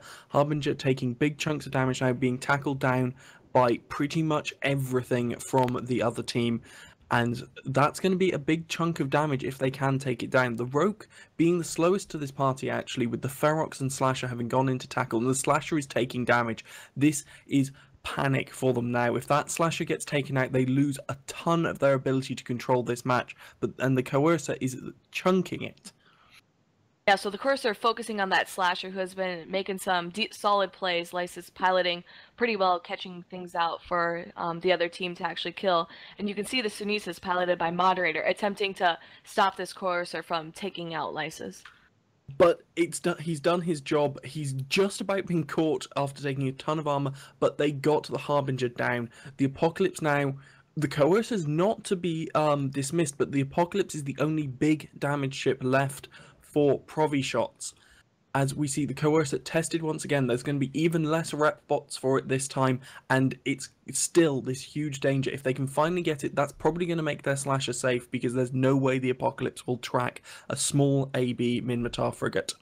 Yeah, and the other team actually playing it pretty smart. So in their drone bay, they actually decided to get tracking disruptor drones, and they put those on the Apocalypse. So even though the Apocalypse has pretty solid tracking, having those drones on him will sort of, like, I would say, like, mitigate whatever he is attempting to shoot at, making him track a little less, not being able to, say, shoot Lysis, who has now been orbiting him, tackling him down for the rest of his team to catch up. So Lysis, I want to say, being one of the MVPs of this match, being able to pin targets down, and those tracking disruptor drones were a solid choice here.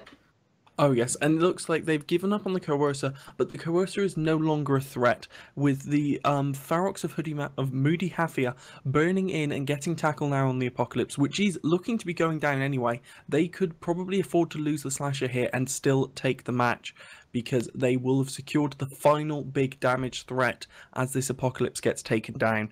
Keeping their Slasher up, though, is going to be brilliant if they can, because he can go...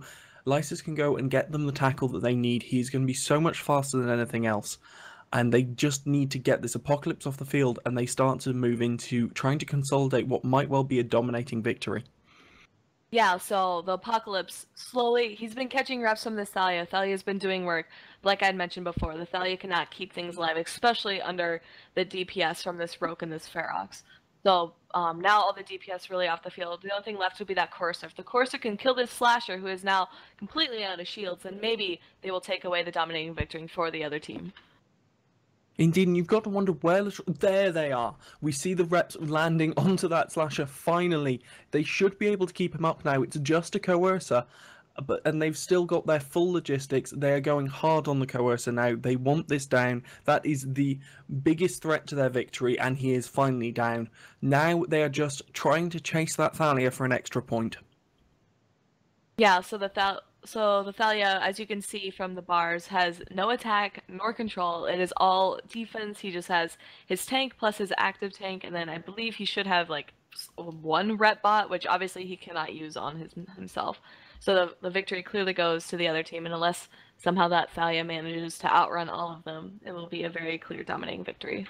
And that's not going to happen. We saw the Sunesis get right on top of him at the end, Moderator tackling him down. As he gets taken out, Thalia goes down, and that is a dominating victory for the other team, who take home a very successful day today as we hand back to the studio.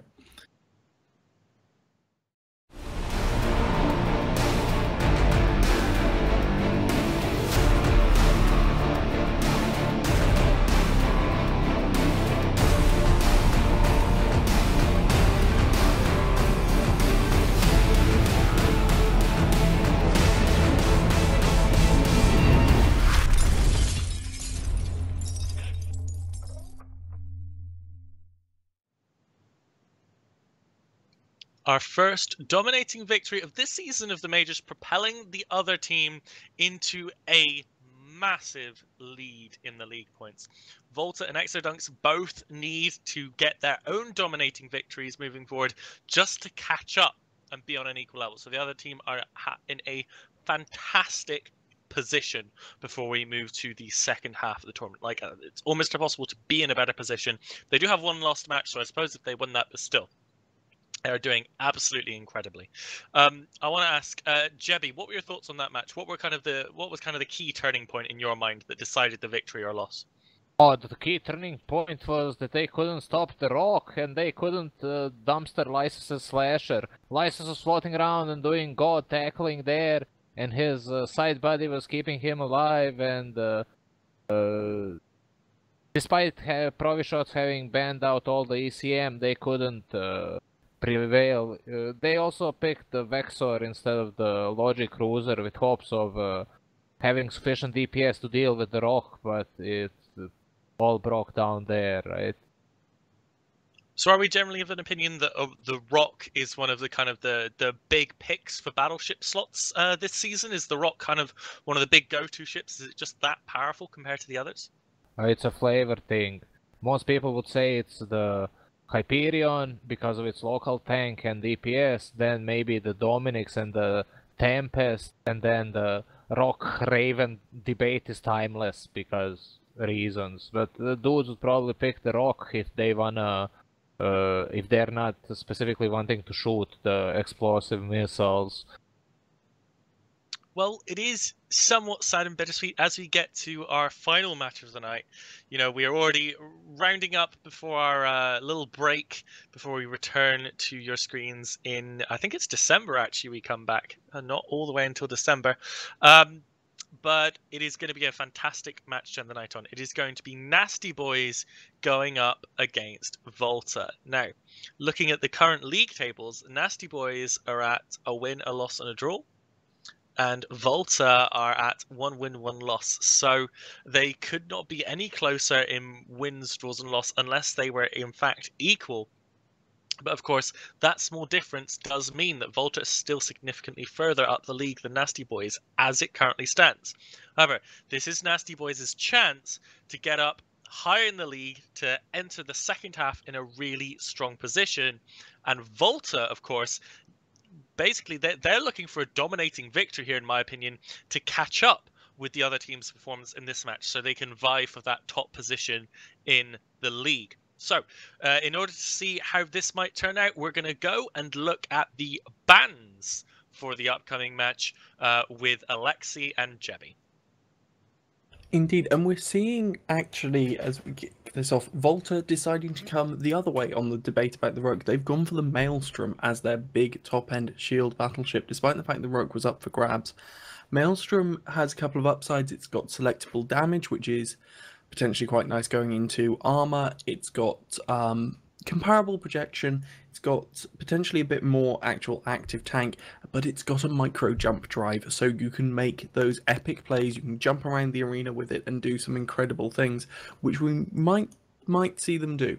It depends how brave Volta are feeling. The rest of their team's rounded out with a Ferox, Osprey, Synesis, and Vigil. So they've got application support, they've got speed, and they've got to rely on that Synesis to do their tackle for them, unless of course we have another absolute hero, Vigil, who is prepared to risk his incredibly fragile life to go and tackle things for them.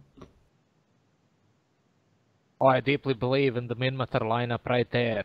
The Volta running the mainline Maelstrom, the memes, 1100 DPS, 10,000 shield, and he's just gonna go for the old approach, butcher their opponents. He buffed up with the Vigil for the application of that damage and the natural strength of the Minmatar kiting against the plated armor Tech 1 ships. It's gonna be coming down to tackle, anti-tackle plays in my mind, especially down between the Sunesis and Aetron, maybe the tackle prophecy, right? Yeah, so this is certainly going to be an exciting match going forward. We do have, ECM still being a very important thing to ban here, but another shield versus armor. I think, would I be correct if I said that it's been shield versus armor the entire night? No, but basically most of it, yes. Because of the nature of the banning of the Logi ships, that would dictate the picking as such. We saw some mirror matches, most notably the Deacon versus Talia in the armor. Yes, of course, I can't believe I forgot. That does beg the question, though. We've seen T2 Logifrigs come out for armor comps, but why not shield? Anybody have any thoughts on that? I think it's mostly because the Blackbird is such a powerful choice, and I think it's one of the main considerations where you go for the Thalia or the Deacon, because the Blackbird is an armor-plated tank fit, and it doesn't really work too well with the shield frigate Logi. Are there any kind of big shield cruiser ships to fill that slot? Obviously, of course, we have the Navy faction cruisers, or any shield variants of those that might make a T2 shield Logifrig comp particularly strong, or is it something that we're really not going to see moving forward? What we've seen a lot in the minor leagues actually is picking of the Scalpel and the Kirin, and then the Caracal, which was through the entirety of the last season, that was the default pick. If you didn't pick, there were 5 legitimate cruiser picks, which were the 4 logistics and then the Caracal, because those rapid lights gave you the ability to just throw out so much damage early on and try and tear through something and make up for the fact that you didn't have that logistics cruiser. We're seeing that again, only even stronger with the Scalpel, the burst that it used to have in that composition, now upgraded to a Scalpel. It's even more dangerous. The Caracal fit's been tweaked, so it's no longer just going to stop in quite the same way that it used to. And these comps can do good things if they get the opportunity to. Yeah, so as we mentioned, Volta need a dominating victory here to get their top of the league position back. But we'll have to see whether or not that's going to happen. Let's get some predictions running for this match. Rain, who's your pick in this final match of the night? Nasty Boys versus Volta. Oh man, that's super tough. I'll probably go with Volta. Okay, Alexi, what about you? I think it's all going to hinge on what that Maelstrom does initially, but I'm leaning towards Nasty Boys. Jebby? On the Minmatar lineup of the Vigil Maelstrom of the Volta, I believe in that. They're going to win. And Elise, if you're listening, if you're not too busy corralling teams, who's your pick for the last victor of the night? Man, I really, really like the Maelstrom pick. It's one of my favorite battleships. Volta always seemed to pick like wild battleships that no one else is doing. They were doing the Dominics last season, and now they're going to do the Maelstrom this season. So I'm going to pick Volta to win, but not a domination win, which I know they really want after the other team's dominating win just in their previous match. Well, we'll see who is going to be the victor. We do have 5 minutes before the start of the match, so let's do a little bit of housekeeping. Elise, if you wouldn't mind telling us, if you're not too busy, any shout-outs we have to do, or any important announcements that we need to make? You guys have pretty much nailed it all throughout the broadcast. I mean, after this match, we are taking a 4-week break for our mid-season break. It covers through other events that are happening. London is happening. Thanksgiving holidays for the US players is also going on. The Anger Games is happening next week. So we figured it was a great place to cut it off around this area. It gives teams another few weeks to practice, so they can maybe develop the meta a little bit further. The pre-break meta and the post-break meta. I think that's going to be a pretty big deal, especially as we do see some interesting things. We do see the rote coming back, so maybe teams will have to account for that in their practicing. These teams do practice quite a bit. We have a channel where they can set up skirmishes and whatnot, and I had to mute it. There was so much action going on. I am so surprised at how much time these teams are putting into practicing for the tournament. Very very good to see. Awesome. Thanks, Elise. We are now moments away from the match starting. We have the teams in local, just 3 minutes to go. So I want to ask, what is your favorite match of the night so far? Rain, what's your favorite match of the night so far? Was it the big draw, the dominating victory with the Slasher barely surviving in Hull? What's kind of like the moment from the night that you remember the most? I think Yeah, the Lysis piloting, so Lysis flying with the other team. But I think in both of those matches with the other team, one being the obviously the dominating victory, but Lysis's piloting I thought was superb and on point. It seemed like neither team could figure out how to just handle Lysis in an Atron or a Slasher and get rid of them from tackling their battleships and battle cruisers. What about you, Alexi? Favorite moment of the night? I think it's just got to be watching Latronicus repeatedly burn in, get his shield stripped away, but manage to save the rogue, and then have to burn back out again, and just this constant cycle of every time he felt he could trying to save his ally. What about you, Jebby? Is it the Hurricane or is it something else? The nail biter, which was Provi shots winning, they definitely deserve the shout out there. They won it with seconds to go. It was so tense and unbelievable. Also, the Scorpion game between the other team and Volta was kind of really nice and satisfying to watch in the piloting skill. Well, we do have the teams landing on grid, so I'm going to hand it over to Rain and Alexi for the last time tonight for our final match between Nasty Boys and Volta.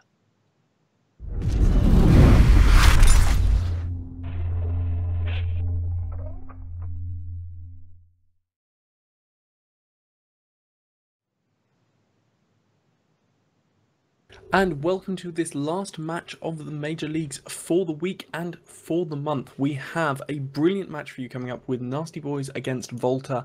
I am Alexi Axan, and joining me and introducing the teams is Rain Chocolate. Yeah, so Nasty Boys have all warped in around 30 kilometers, with their Dragoon actually being at 50 kilometers, and they're at about a 90-degree angle from Volta, who have all warped in at 50, except that Maelstrom, which is at 30. I think seeing that Maelstrom at close range, we're not going to see the MJD play out of it, unfortunately, but we're certainly going to see some fireworks with those projectile weapons as it barrels into the Volta team, wanting to get the most out of those autocannons. And I was actually rather confused as to why the Dragoon went so far back. I figured it would be probably closer to maybe potentially help screen for that Executor, who should, I guess my guess would be further away, but they're actually all together, but it could easily be like a warp and error. Maybe they have like some secret strategy that they're going to be attempting to do in case that Maelstrom actually was going to MJD. Often when we see light chips back there, it's because they want to circle around the fight and not get tackled down initially, but we see the match kicking off now, the bursts have gone out, and we'll see quite why that Dragoon was back there. And immediately Volta going for that Atron, they are not going to make the mistake that other teams have done, especially like ignoring the frigate tackle on the field, because we've seen those be able to turn the tide of battle. Indeed, VTA Sean being chased down by a set of friendly drones trying to keep him wrapped and keep him stable. Very little tank on that Atron as he drifts around. He relies on signature mitigation, but that's not going to help too much at this range. Yeah, and Elder Rin and the Prophecy, kind of being that heavy tackle for Nasty Boys, is actually moving in towards Volta. Volta kind of pushing back with that Maelstrom going in. The Ferox kind of trying to kite away. They're not really moving too quickly. It looks like they're kind of each side's kind of like playing back and forth of who's going to actually go in first and like maybe potentially make the first mistake. And we're seeing Adorable Rage being primaried by Volta. They've painted up that Execura and laid into it with the Maelstrom's autocannons, but they're managing to keep range. They're kiting out well, and the Atron has finally come around and tackled that Maelstrom. It's got under the guns and will be holding that down to try and stop it getting even more damage onto that Exec. Yeah, and obviously that's what, I mean, we were mentioning before, these tackle frigate can actually stopping a battleship in its tracks, and we see this Armageddon coming out around sort of his team and sort of using his newts to push the Sunesis away, and it looks like maybe he's going for potentially that Osprey, the Logi Osprey. We see actually a huge swarm of Nasty Boys drones chasing down the Sunesis. Some of them are being pulled off now as we see infiltrators tracking disruption drones coming in for the Ferox, as well as some distributed on the Maelstrom, trying to bring the range down. But it's just not being effective. That Execura, Adorable Rage, being pushed into hull now.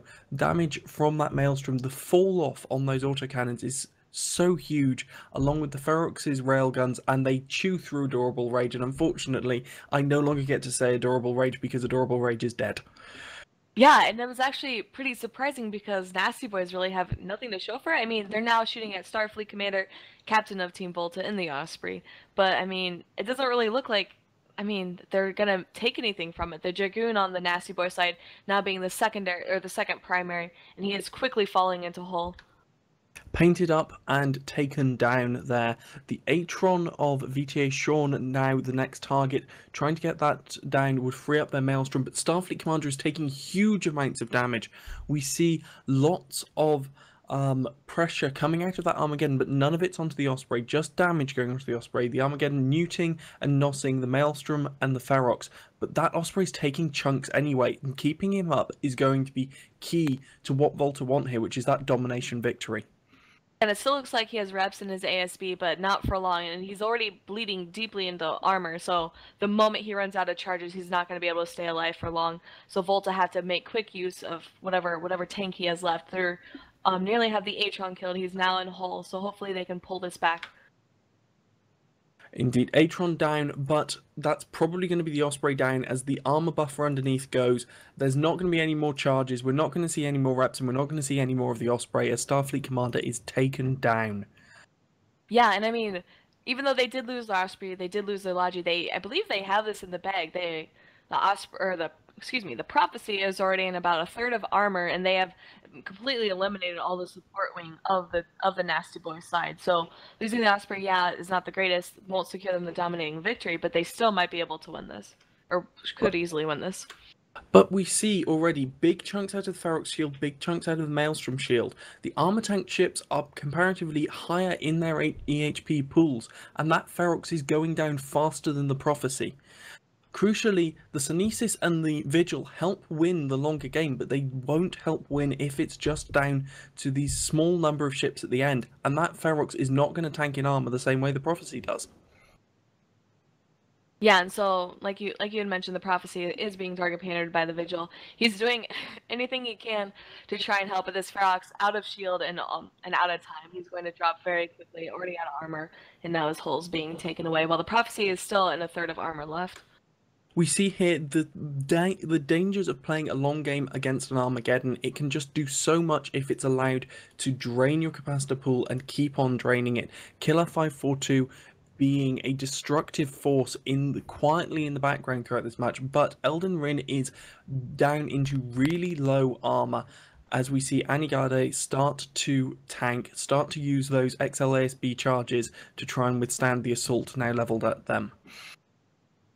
Yeah, so the Sunesis and the Vigil not really able to do much DPS, though they can easily just attempt not to be caught using whatever they can. The Vigil obviously with the target painter. Elder Rin and the Prophecy not half armor will very quickly drop, hopefully easily before the Maelstrom, but now then it'll be left with about 2 battleships duking it out with the Sunesis and Vigil after this Prophecy drops. Worth noting as this match goes on is looking at the status effects. The Prophecy's gone down. That's a big hit, a big win for Volta. But that Maelstrom is not scrammed. He's being neuted though. That might be just as good, but there is nothing strictly stopping him from MJDing right now. Yeah, so we just gotta watch. He does have a little bit of armor bots on him, or not armor, shield bots on him, but he is all completely out of shield, so he needs to be able to somehow get away from this Armageddon, because once he dies, then I believe the victory actually goes to Nasty Boys, even though they started off really strong in this match. Indeed, Nasty Boys will be up on points as this Maelstrom looks to be going down. 5 points for the battleship, only 2 for the destroyer, 1 for the frigate. TikTok trying to help here, but it's just his role is already done. The Sunesis here is providing those rep bots, trying to do everything it can to keep that Maelstrom alive, but the XLB ASB is drained. It's probably on reload right now because there's going to be no capacitor to run it, and the Maelstrom has no hull left to buy time with. Did he get it? I think he got it. I think he got his ASB. No, maybe not. No, I spoke too soon. Just a prank. I was so excited. He must have scraped a charge somewhere, but it just wasn't enough. That was a huge chunk. It was definitely not those rep bots, but yeah, like you said, it wasn't fast enough. The ASB can actually run without any capacitor. That's one great thing about the ASB over the AAR, which is the armor self-rep. But now we have to watch the Sunesis and the Vigil attempt to either fight this Armageddon. don't think that they could ever actually win unless the Armageddon was really AFK or potentially boundary violated. But yeah. The Armageddon this year, proper cruise missile fit, that's going to make it so much more dangerous in this situation. If it was just the drones again, then the remaining Volta ships could have tried to defang him.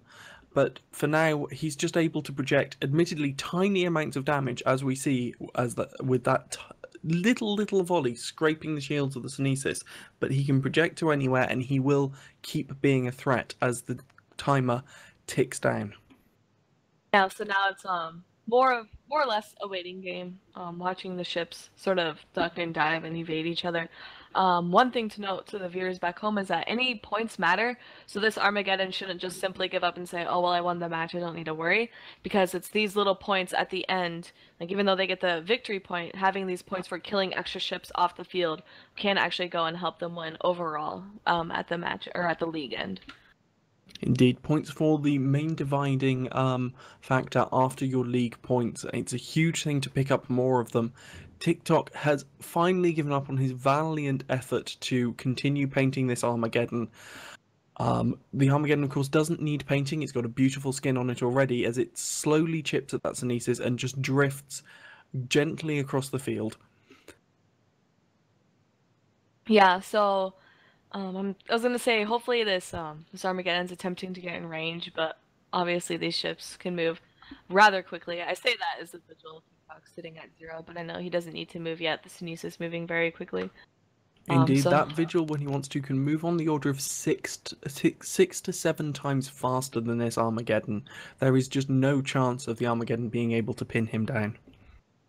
Yeah, and then we always generally mention, like, you know, there's always the boundary. People could potentially boundary violate, mess themselves up, accidentally cost the whole match for their team.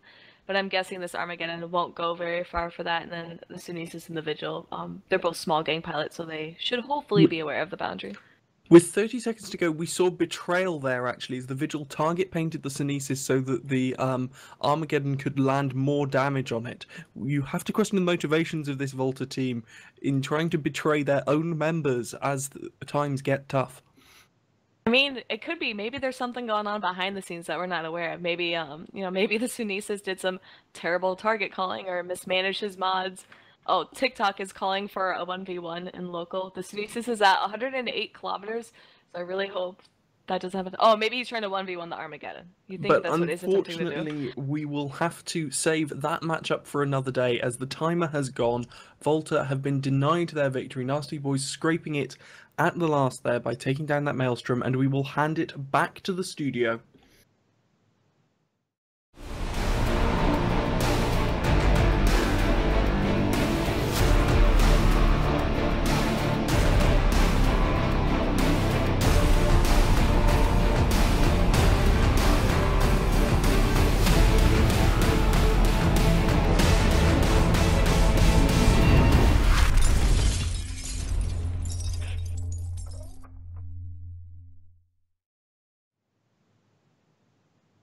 Volta there, starting as if they were going to get that dominating victory to put them back at the beginning, back at the top of our league table here. But Nasty Boys pulling that reversal, managing to trade so beautifully, giving them a point lead at the end, giving them that victory, pushing themselves up the league table instead, and Volta all the way down. Certainly not what Volta expected in the first couple of minutes of that match, but it's what they've ended up with. This is, of course, the end of tonight's broadcast. Massive thank you to all the streamers and casters and all the players and all you guys for watching, making this such a fantastic event. We will see you guys in 4 weeks for the 3rd weekend of the EVE-NT Major Leagues. See you next time.